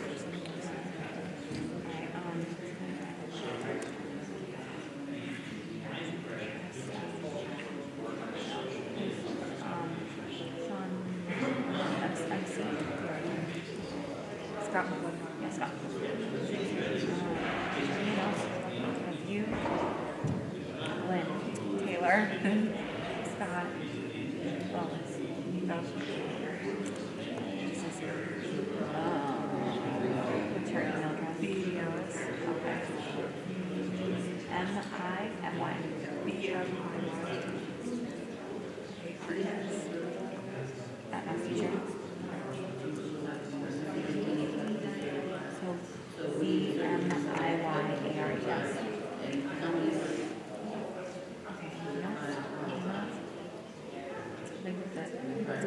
Okay, and then also all the engineers on the yeah, I got all the material. Okay.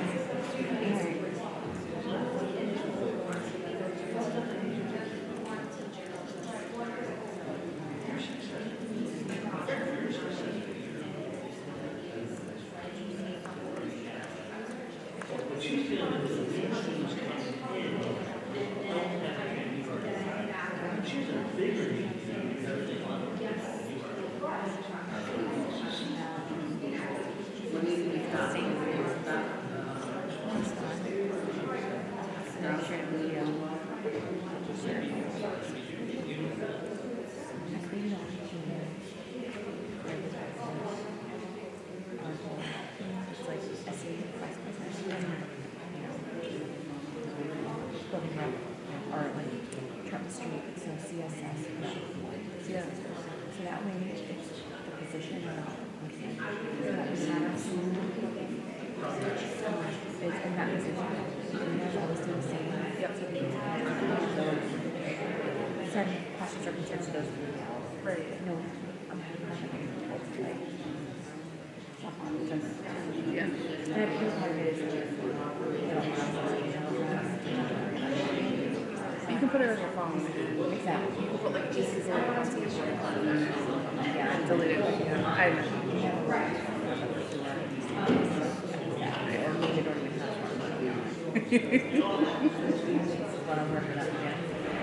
Maybe could you set them up so like it auto CCs like the master account and something like that? They can have afford it here. They just have to and everyone's passwords. So even if they not using anybody else can go in it. Yeah. Yeah. So MPSBA exterior MPSBA 2016. Trying to keep it simple. Oh, I know. Oh, I know.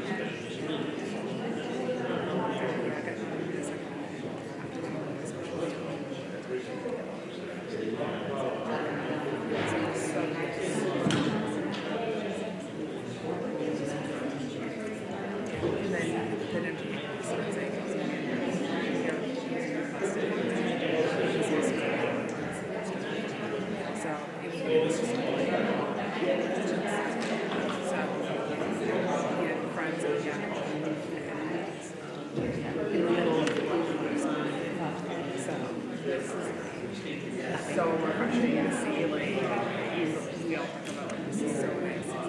It's so nice. Yeah, really.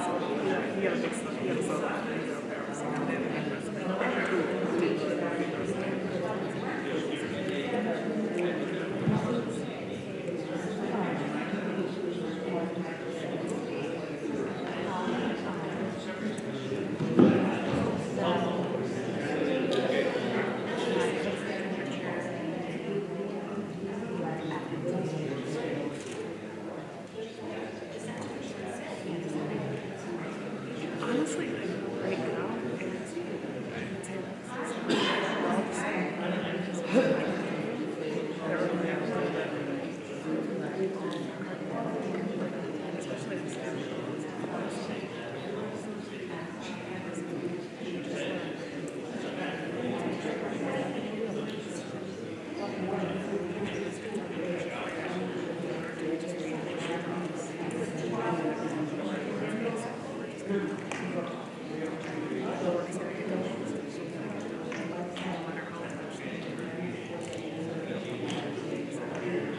kind of where all this stuff. Yeah, it must be, I'm sure it must be kind of.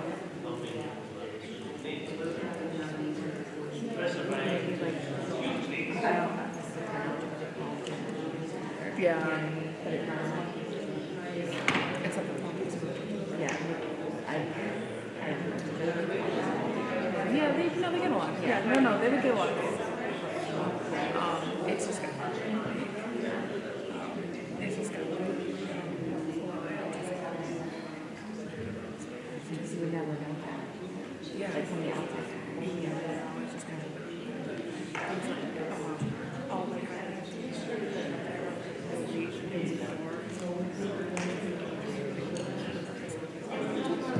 never.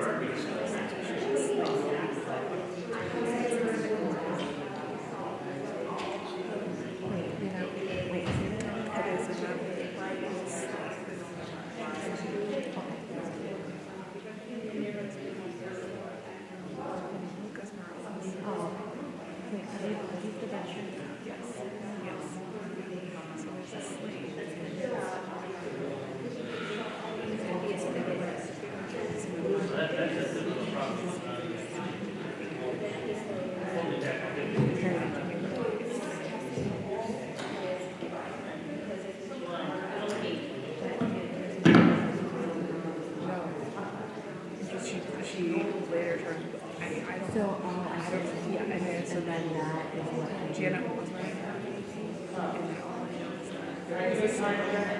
We're 12 minutes in. Janet's no How longer. much more time do we expect? 5? 5 minutes? You're good already? 5 more minutes? Yes. I don't know, like, All right, I'm going to give you 5 more minutes. 5 more minutes. We need more time.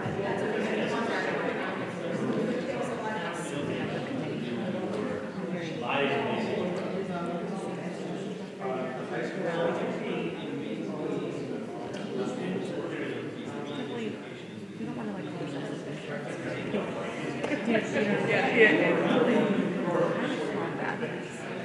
Yeah.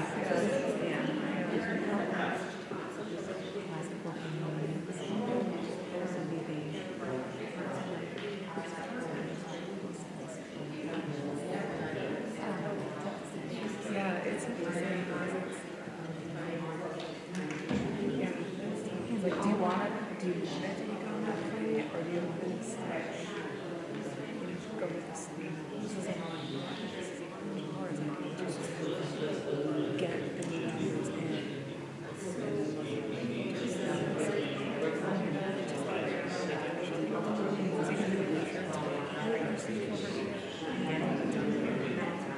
But yeah, like you guys are so strong as a group, like it's so big not to. So we need to strengthen numbers. Yeah. because we don't obviously want to like make a decision. Yeah. Right. Right. We also feel like Because the president could just. exactly. But we also feel like that church are the more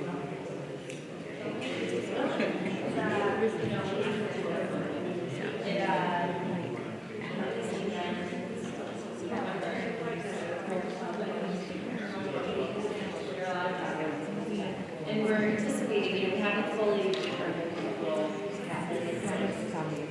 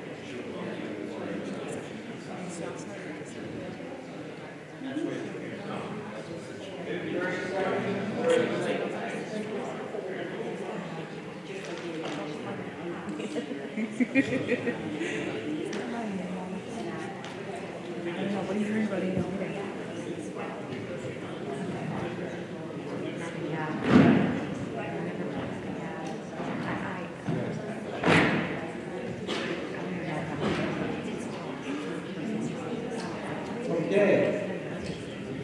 Thank you. I realize we could have done at least another 45 minutes, but we need to understand what you've accomplished up until now. So we'd like to start with the social emotional learning groups and ask you to sort of look at what you talked about and don't feel like you have to read every word or capture everything that's said, but most importantly, key ideas that emerged in any of the columns. The first one being, what's needed. Second one is what's going on now that you want to keep going. And third, what needs to be stopped. So again, raise your hand if you took on social emotional learning. Anybody would like to go first, just to share what you talked about? Yes, thanks. So our things mostly fell into the what's kind of happening now but needs more of or more support. We didn't really put anything in what needs to be stopped. There's a lot of things that are happening that we just need more of.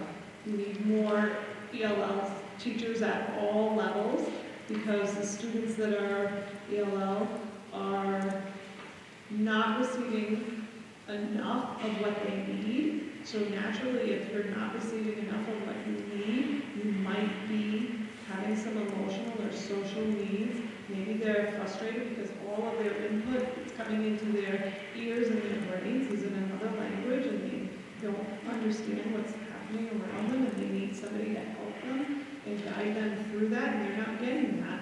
And so maybe they are acting out and maybe they are struggling back in the homerooms. The other thing that we talked about is also our gifted and talented programs. We do have what's called accelerated classes in grades 3, 4, and 5 at both West Street and Charlton Street School. I can't speak to the middle or high school about what they do, but at the elementary level we do have those classes, and those need sort of clear criteria for how you get into that class, and also that instruction, the access to that instruction for maybe some other students. Maybe it shouldn't be an all-day thing, but if I'm gifted in math, maybe I should be in there for math. Or if I'm gifted in reading, maybe I should be there for reading. So maybe those classes need to be more fluid or given out in a different way than they are right now, because right now it's a homeroom and it's all day for those kids. We also talked about social workers. There's one for the entire district. She's housed up here at the middle high school, so when any of the other buildings need her, we put in a phone call and then wait until she's available. So that's a big problem in my building, and I'm sure it's the same at Eastford Road and Charlton Street. There are many, many children receiving what we call school-based counseling. Those are outside agencies that come into the school and provide therapy. I have 4 different agencies that come into my building. I have 8 different counselors from those 4 agencies. I have over 38 students that are receiving school-based counseling, and there is no one that manages that. If you want to use the word program, it's not really a program. When the current principal and I came on board, we saw a huge need that wasn't being met, and these agencies said, let us in, and so we opened the door. I cleared out a room for them, and we made space for them, and welcomed them in. So that program has just like grown and grown and grown. But no one manages those appointments. I keep sort of a running list on my desktop, on my computer, to try and keep track of that. And as far as like managing the parent contacts and things that go along with that, between myself and the guidance counselor and the team chair, we share that responsibility. It really should be a social worker that does that, but we don't have that role in our building. We also talked about a school resource officer. There's one for the district, and he's up here, and same thing, you put in a call and you wait until he's available. And Ron kind of joked, well, he needs to be up here because that's, you know, where the big problems are, but I can most assuredly tell you that we have big problems down in our buildings too. And I don't have to describe what they are, but they need police intervention just as much as up here. That's why I was late today, actually. So, I think that's kind of where we ran out of time. Okay, so just to summarize, and this is not going to do justice, but just top level, that there's more resources needed. You particularly talked about ELL supports. You talked about clearer criteria for the gifted and talented accelerated classes, and perhaps to not have it be fixed and more fluid. You talked about more support around social work. There's only one for the district, one school resource officer for the district. And you also mentioned that there's no one managing the different agencies that are providing support services for kids, and that requires coordination that doesn't exist right now. So under the column of more resources, you have lots of examples. And one more thing I neglected to mention was the supports in classrooms where students are being mainstreamed. We have inclusion classrooms at all levels, and there isn't always support for that mainstreaming. So I'm sure that's the same at the other buildings. Kids come to social studies class or science class, and they don't have support. They don't have educational assistance necessarily with them. So we need more of those people. Okay. Or if they do, they may be to a particular needy student, even though the classroom size is larger, needs another support person. The one support person that is there is assigned to one person. So more supports for the general number of students that may need the help, not just the one. All right, so for the next group that did social emotional learning, don't feel, if your idea was already mentioned, don't feel you have to repeat it, but anything new in any of those columns would be helpful.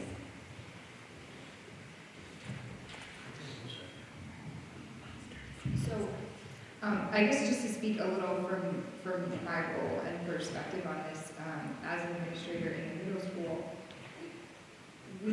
I'm supposed to be an academic leader in classrooms, helping to improve instruction and giving coaching and providing feedback and all of that, because when you're in the classrooms, that's where you're going to make the most change.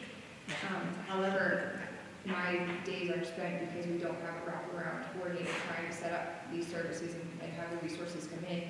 They're reaching out, and I certainly don't want to turn anyone away, so I'm spending a lot of time trying to do that, which takes time off.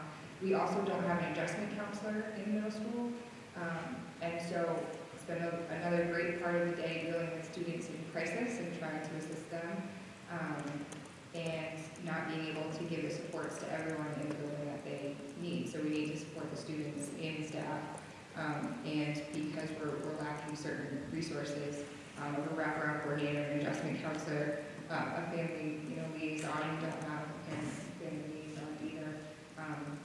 We're struggling to find the time to get all of these things going. The other piece, as far as social, emotional, our in-school suspension room needs a new model. It's not effective. We're not doing anything to adjust behaviors and help remediate and give the kids the supports they need ahead of time or in connection with being in the in-school suspension room. And we also don't have a licensed teacher in that room, so the instruction is stopping for the kids and they're just kind of working when they're in there on their schoolwork and not receiving instructions and they're missing out on time in the classroom. So there's a whole model that needs to be looked at, but we also need that counseling component, which we don't have, to tie into it, and just a different structure in general. We said the ELL. We also talked about what you speak to, the restorative justice movement. I think would be helpful, and how these tiers really aren't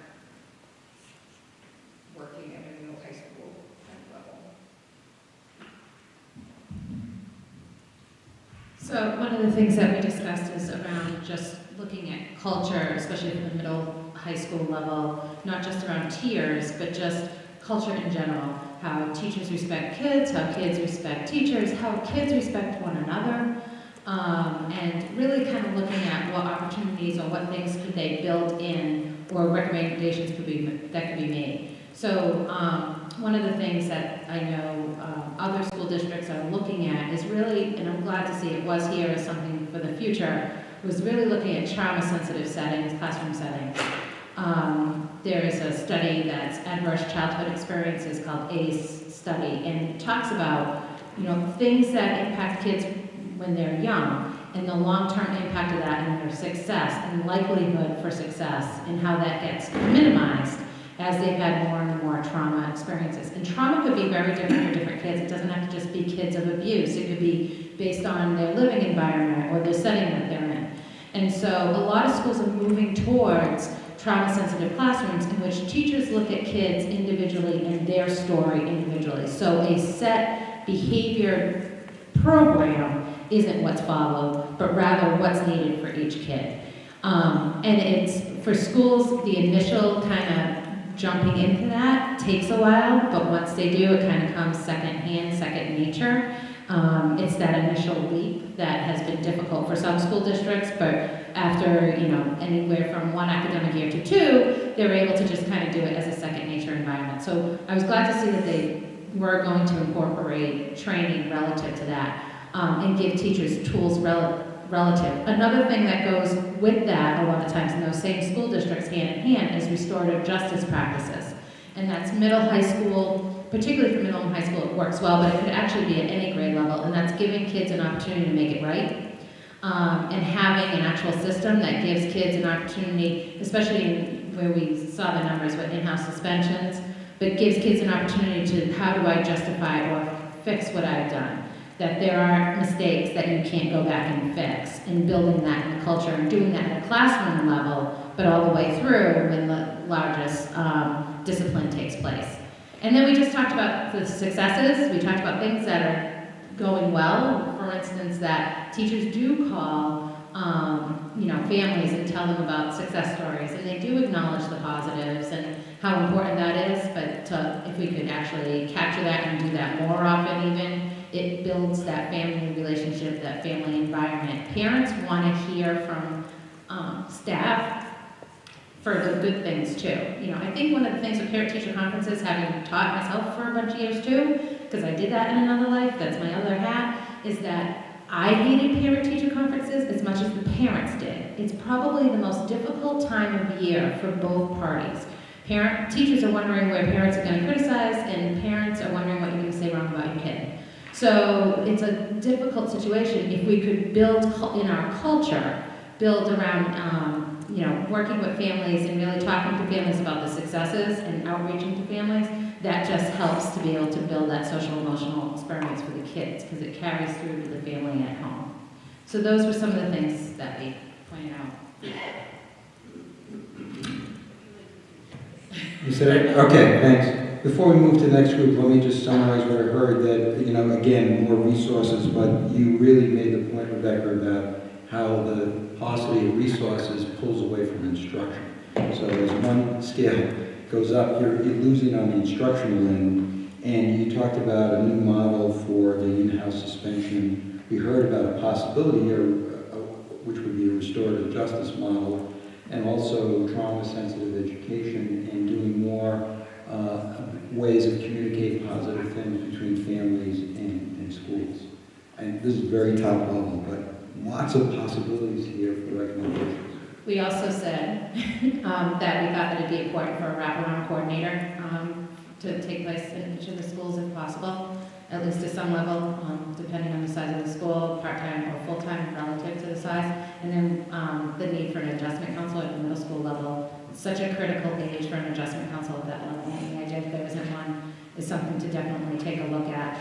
And then the only other thing was to really do a mapping assessment of what's available for outside resources. There's already a lot that they're accessing from partnership agencies, but what else is out there to do more outside resources within the school to help to supplement? The budget's only so big. to be able to help to supplement some of the needs. So when a kid is in a day-to-day crisis, the adjustment counselor would be in the here and now and be able to work with the kid in the crisis or in the intervention. Or it could be a plan that the kid needs to check in on a regular daily basis. You know, pre-math, for instance, if they have an issue, say they have dyscalculia and they struggle with math, pre-math, they could check in with the adjustment counselor and build their toolbox relative to that. So it's in the day-to-day. And then it also helps to work with a wraparound coordinator to be able, what other resources are available throughout the entire child's experience.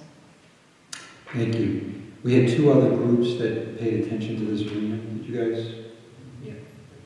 So just to expand on what they were just saying, I think it's really important that we acknowledge that parents come to schools with their children with their own experience in education.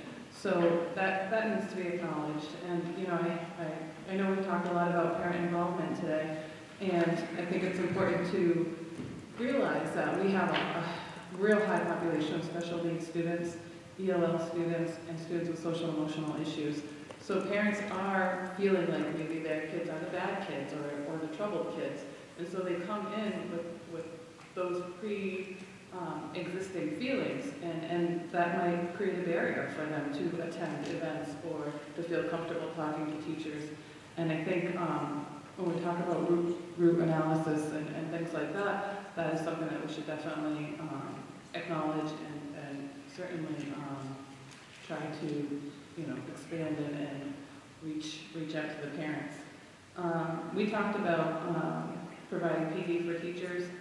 We mentioned all the things that you guys have already talked about, but it is really important that our general ed teachers, I know, Becca over here stands on her head, bends over backwards, and flips for all the children in her school. But we only have, 4 or 5 special ed teachers. I think it's really important that our general ed population of teachers understands the needs of these students and is able to meet those students where they're at. So I think that providing the PD for them is really essential. And we also, something that hadn't been mentioned before is transportation after school. Providing that accessibility for students and to be able to attend events, to be busy after school, to be able to participate in whatever activity is happening, whether it's an extra help session or credit recovery or whatever program is initiated, that there's some way for students to be able to get here and get home.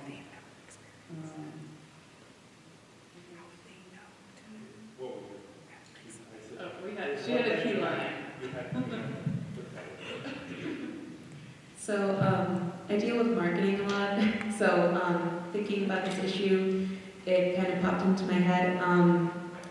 No business would continue pushing a product and continuing to make a product if no one was buying it, or if no one really even liked it. So I feel like there's a severe lack of trying to find out what the students want.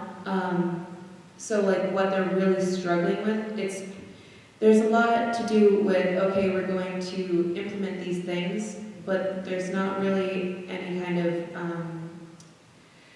movements to see if that's really what will be received well or what really is being asked for. So I think some kind of method to really kind of evaluate not just me being on panel needs, but like a variety of the students really require in their social and emotional kind of aspects. You guys, did you have an additional idea, Dave? No, just one thing, but I just want to comment on Ashley's. I don't think we can overstate that point. We need to ask the parents what they need. We need to ask the parent. Don't just try to decide, well, this is what we need.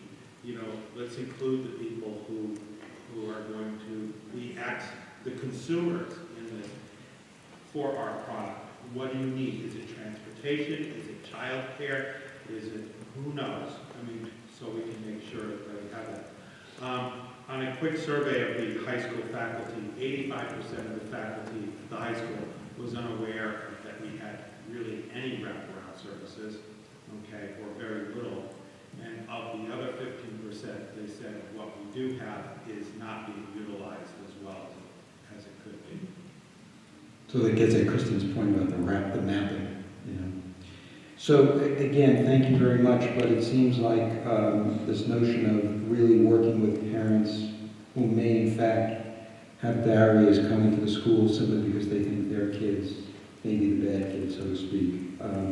Professional development for teachers, particularly general ed teachers, because the resources are thin around special needs, and really tapping into both student and parent voice about what needs are, whether it be transportation after school, some other thing, but really a possibility of a recommendation here that we recommend to the receiver that before they roll out a series of things, let's see what the community wants.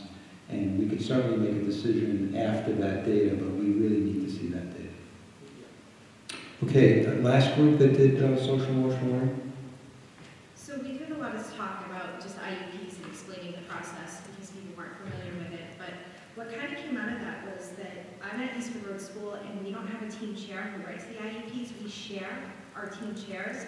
So after they leave Eastwood Road School, some of the kids go to Charlton Street, some go to West Street. So depending on where they're going to go for first grade depends on who their chair is. So there's inconsistency with how the IEPs are being written for our kids.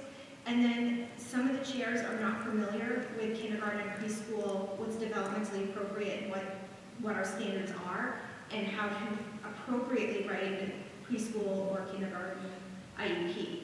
So just having a resource of having that person at our level would significantly help our school. I know that's a personal thing, but that would definitely, I mean, that's a deficiency in the program.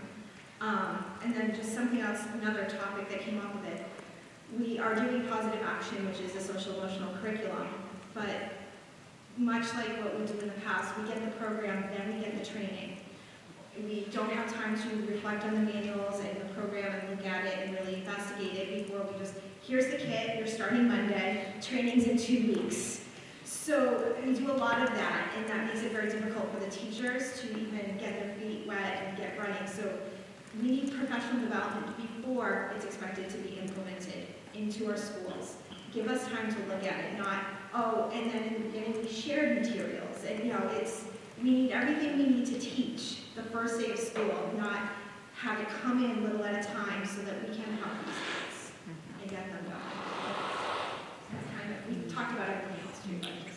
Very helpful. So the inconsistency in how IEPs were written, and the fact that in some cases the chairs weren't aware of developmentally appropriate standards that should be shaping and influencing those plans. And that's not their fault. I want to put that out there, that I'm not blaming. It's just they're used to working with higher, you know, older grades, and they're not familiar with the lower grades. I don't want to say that they're incompetent.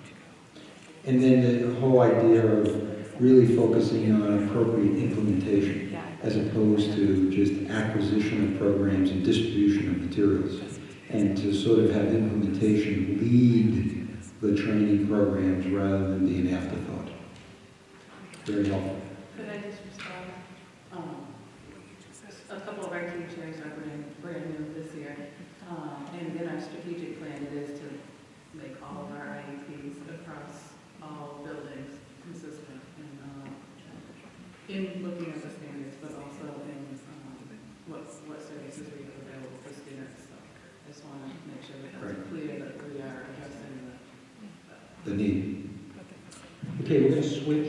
One quick comment. As John mentioned at the last meeting, education is sort of multifaceted and interconnected in so many ways.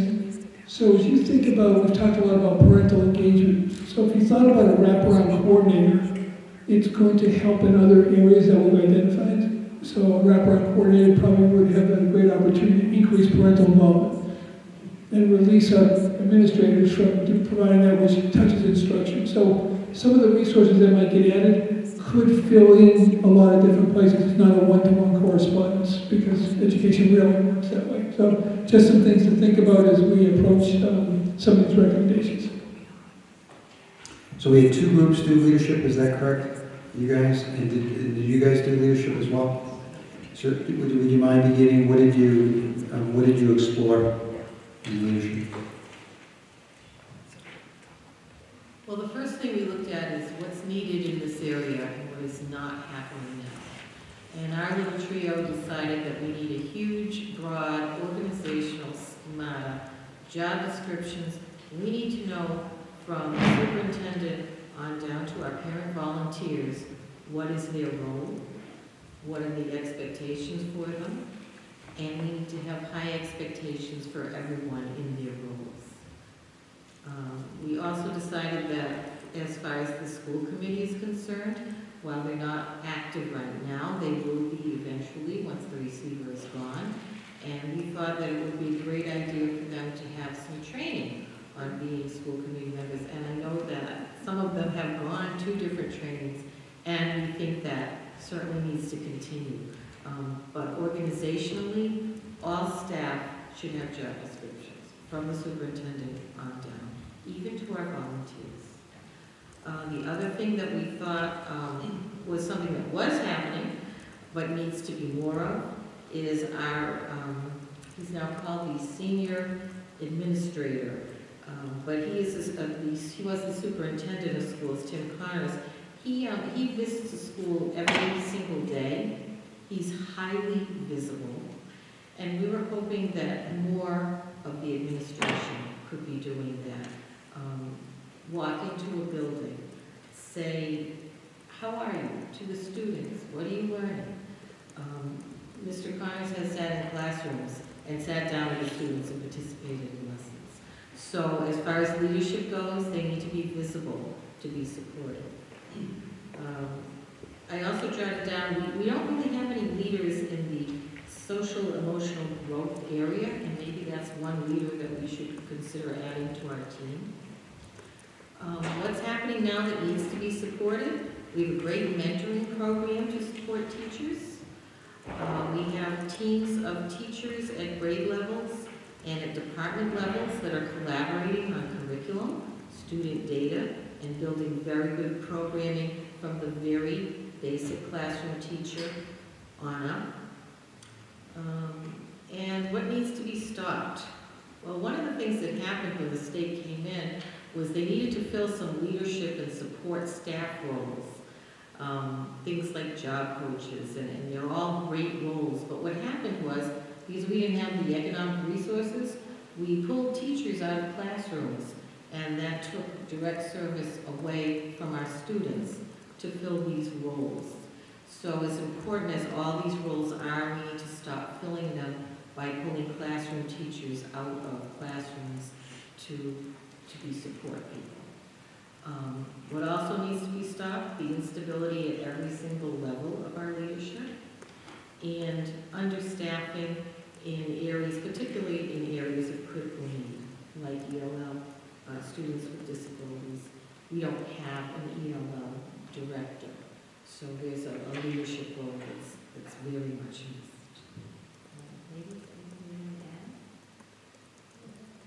add? So what I heard was job descriptions that specify roles from the top person all the way down to parent volunteers that embed specificity so there's clarity as well as high expectations. Training for the school committee, even though they're not directly governing the schools, they eventually will be governing the schools. Visibility of senior administrators.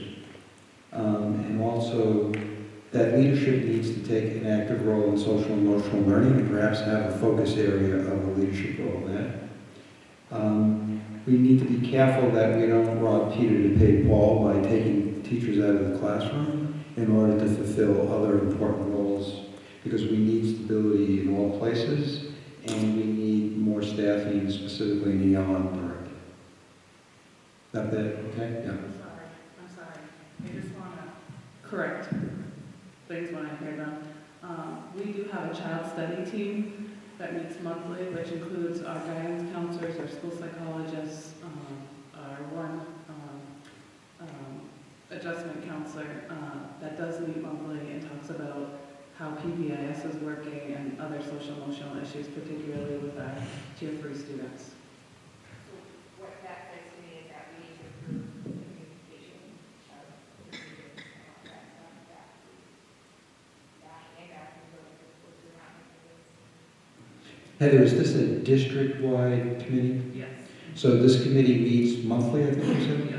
And it's supposed to be focusing on sort of the needs of... Emotional issues, particularly the Tier 3 students or Tier 2 students, but it encompasses how PBIS system is rolling out. Most of our school psychologists are involved in the PBIS program and the positive action curriculum. So it is a new initiative this year that, you know, we're all working out the bumps and kinks and things like that, but Are there any principals or assistant principals on the committee? Well, I'm sorry. Are there any principals or assistant principals on the... No, this is just strictly guidance. So that may be a reason why it's not, the information isn't getting... I'm trying to figure out how to get this information back out, because you corrected I mean, it. maybe they're building every month, I would think. They would tell me why, but I don't know, maybe they don't. Okay. All right, thank you. We have one more leadership group. Okay, without repeating what the first group said, basically the use of policies to do the searches, looking at the superintendent search specifically, to look internally and externally at what the policy could be, build that out more fully by using stakeholders in the community as well as internal people to create a job description that describes more clearly what this leader should be, what does the picture of that leader look like.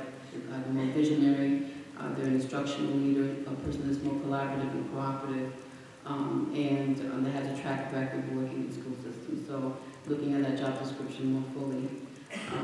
The second thing is,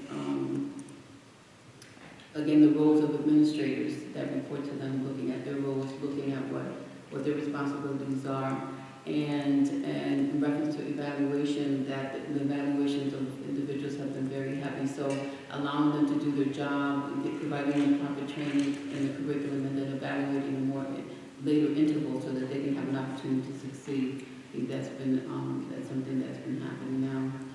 What needs to be supported is, again, the administrators and superintendents, they need more support, they need to be coached, they need to be mentored.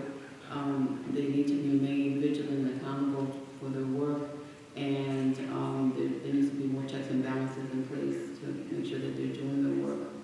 And we need to have the decisions made through data. So making data results, building on the data results in the curriculum and using those plans to be able to make decisions throughout. One needs to be stopped, stop the political involvement in searches. It's been too heavy. Stop hiring experienced individuals to run the school systems, and stop disregarding the process, and continue to refer back to policies and procedures that are in place. So to develop a clear, transparent way to conduct searches that involve community voices and stakeholder voices to reduce the politicization of those searches, and to make sure that you get more experienced folks who can be held accountable in their checks and balances to make sure that they're getting the job done. But you mentioned in the evaluations part of it that you give them it sounded like some time. I was a little unclear about the evaluation piece, that you wanted to make sure they get feedback, but not so quick that they are out the door. Right. Did I understand that correctly? Yeah, Rebecca. That would be the part of the contract as well. So that would mean when we do all that, there's set dates in that contract that we have to have. I understood it a little differently, and that's why I'm checking that for a new leader to be successful, you can't judge that person too quickly, is what I heard.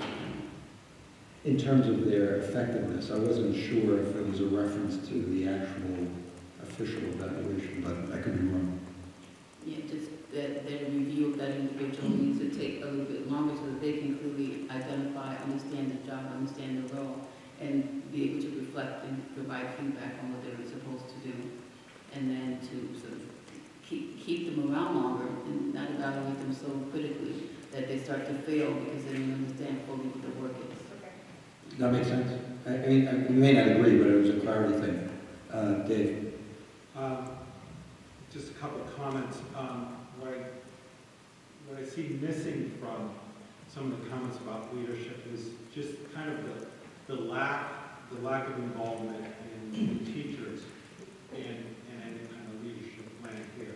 And I look at, we form search committees, they make recommendations, and then they're completely ignored. And that has happened repeatedly. That sends a message like, give us your opinion, but we're not going to value your opinion.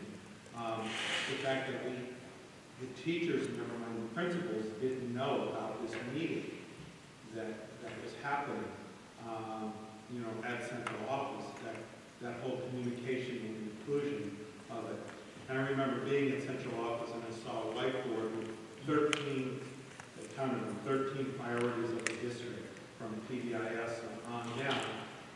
And I says, I don't think any of them included any kind of involvement of the teachers. It was just kind of an administrative, these are what we need to do and push down on the faculty. So I think certain teacher input and inclusion. Let us know what's going on around here. Don't just be without us knowing what's going on. Okay. So I'm looking at our time. We have about 14 minutes left. And I'm thinking that we can do, I'd like to try something for 5 minutes.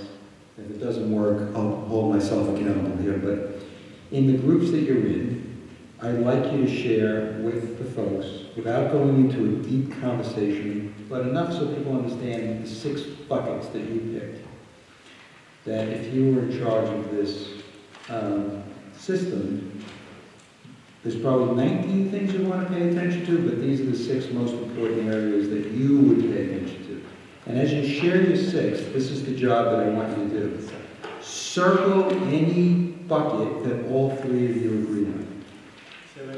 Circle any bucket that all 3 of you said the same category.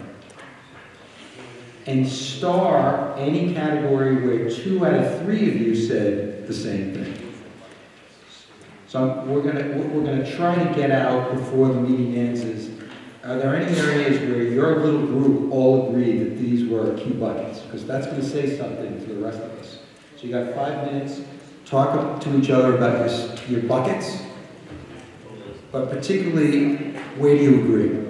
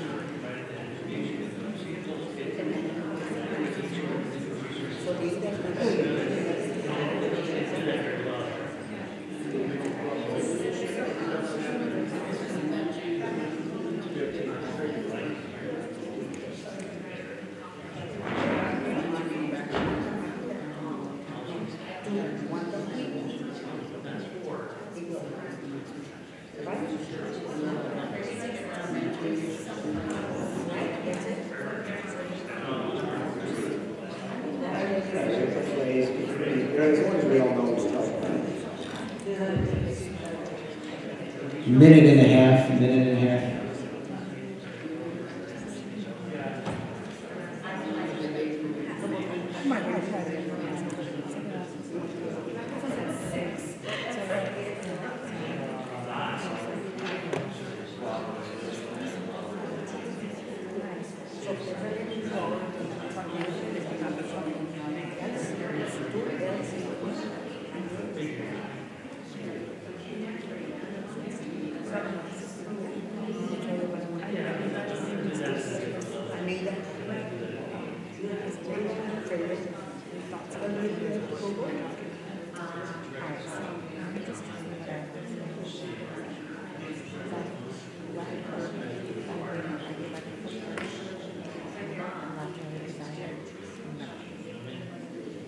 One minute, 1 minute.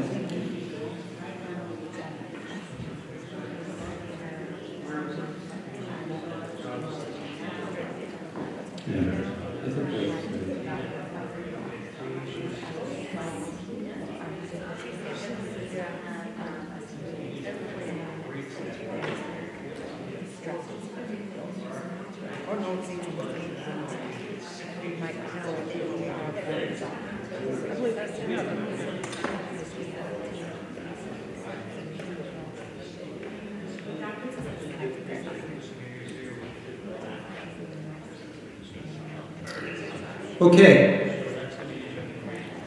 We need to end on time, and we need a focus, at least one focus for the next meeting. So I'm going to ask the groups to share only buckets that either all three of you agree to, or 2 out of 3 of you agree to. Because there's a likelihood that inside those agreements is a focus area for our next meeting. So this group over here, what would be the buckets that you either all agree to or 2 out of 3 agree to? So we labeled, obviously, leadership as a bucket, curriculum, and we separated out instruction as its own bucket, separate from curriculum, because instruction is the method of delivery, and that's a whole discussion in itself. Social emotional was a bucket, and then we had a bucket we called resources, and under resources we were talking about staffing, but also other types of resources in the district, textbooks, computers, and all of those physical things that schools need. And we actually didn't have a 6th bucket because we ran out of time. But can I just check the leadership, curriculum, instruction, social emotional learning resources? Did you mostly all agree? We agreed on that. You don't have to have 6 then. That's terrific. How about the next group? Just places you either mostly agreed or all agreed. Pretty much the same. I think we agreed in leadership needing stability, the correct positions with identified roles and support. What was the last one, Rebecca? I missed it. And support for them? Oh, that was all one. Oh, just say that one more time. Leadership, and we really kind of pointed out stability with the correct positions identified, roles for those positions, and support for those positions. And that's one bucket. Yep. Got it. Sorry. It's a big I got it now. It's a huge one. The social, emotional / supportive environment. Community and family engagement with support and resources. And then we also had curriculum and instruction with rigorous data-driven instruction and professional development planning. Great. Next group. Thank you. We have something interesting. We have pretty much universal agreement between students, administration, and teachers about our 6 buckets. Wow. Which is pretty amazing. So, What are they? Okay, we also had social emotional support, ELL programming, parent engagement and involvement, leadership and governance, and then extracurricular and partnerships, so a requirement to have students stay after school 1 day a week and become involved in an extracurricular activity, which promotes success in school. We also had moving the 6th grade to the elementary school. We feel that would be very appropriate for our students in the middle school and also the elementary schools. We could possibly be pushed or moved around a little bit. No, it's because Eastford Road is, keep the kindergartners with the first graders down. Did I understand you correctly that extracurriculars and partnerships were combined? Yes. So that was one category, two Yes. different ideas. Thank you very much. How about you guys? We had a lot of the same. We had parental engagement, just leadership, curriculum for all students, ELL, students with disabilities, with a good assessment schedule and data-driven. Wraparound services. And then, has anyone ever looked into school choice? Why are the children leaving? What are the reasons? We didn't know if that was ever, when parents left, did they leave a reason? So kind of looking into that and seeing what they thought of, and maybe address those issues as well. PD, and then another one that we kind of talked about earlier, but just our technology at the elementary schools. We don't have up-to-date technology. The high school and middle school do, but my computers are in pieces. We have one IT guy that has to run around like a chicken with his head cut off trying to support us all. So just more technology and resources, and that's Thank you. How about the next group? And you don't have to repeat if there's a new category. Okay, again, mostly more of the same. We didn't have the school committee and their role in a separate bucket, because when they are functioning, they are an arm of the organization. And we also had assessment in a bucket, and we had policies on behavior in its own bucket, because that seems to be a huge topic of discussion across all levels in the school. Very good. Thank you. We had 6 develop a solid ELL program, which we talked about, develop solid mentoring programs for new teachers and leaders, develop solid recruitment, selection, and retention programs for leaders and staff. Identify needed and available wraparound services, create sound transitional practices for students going from grade level to grade level, and finally, develop plans for bringing parents into the school comfortably. Wow. I mean, this is a master list worthy of really a lot of good thought. I mean, I think I just get the sense that within these buckets are the seeds for what the district needs to do. We've done some work on leadership, we've done some work on social emotional learning and wraparound. I'm going to make a suggestion, just partly to save time, that we next meeting focus on community family engagement, parent engagement, because it's come up several different times. Can we do a deep dive? What's working, what's not working, what do we need to do more of? And I think sometimes I've seen in other groups, if you focus on professional development, you're going to get at instruction, curriculum, and some of the things that are needed to execute things well. So I would love to have the group unpack how we support adult learning, so that we can make sure we're doing it right. And also community and family engagement, how are we reaching out to parents. And I think, we probably could have one more bucket that we do a little exploration on. I don't know if someone has a suggestion out of all the things that we do. Retention and recruitment. Why don't we pick that one? Okay. How do we retain and recruit people effectively? So once again, we're going to try to focus our discussions, and if you do any pre-work by talking to people around community and family engagement, professional development, recruitment and retention of both educators and leaders.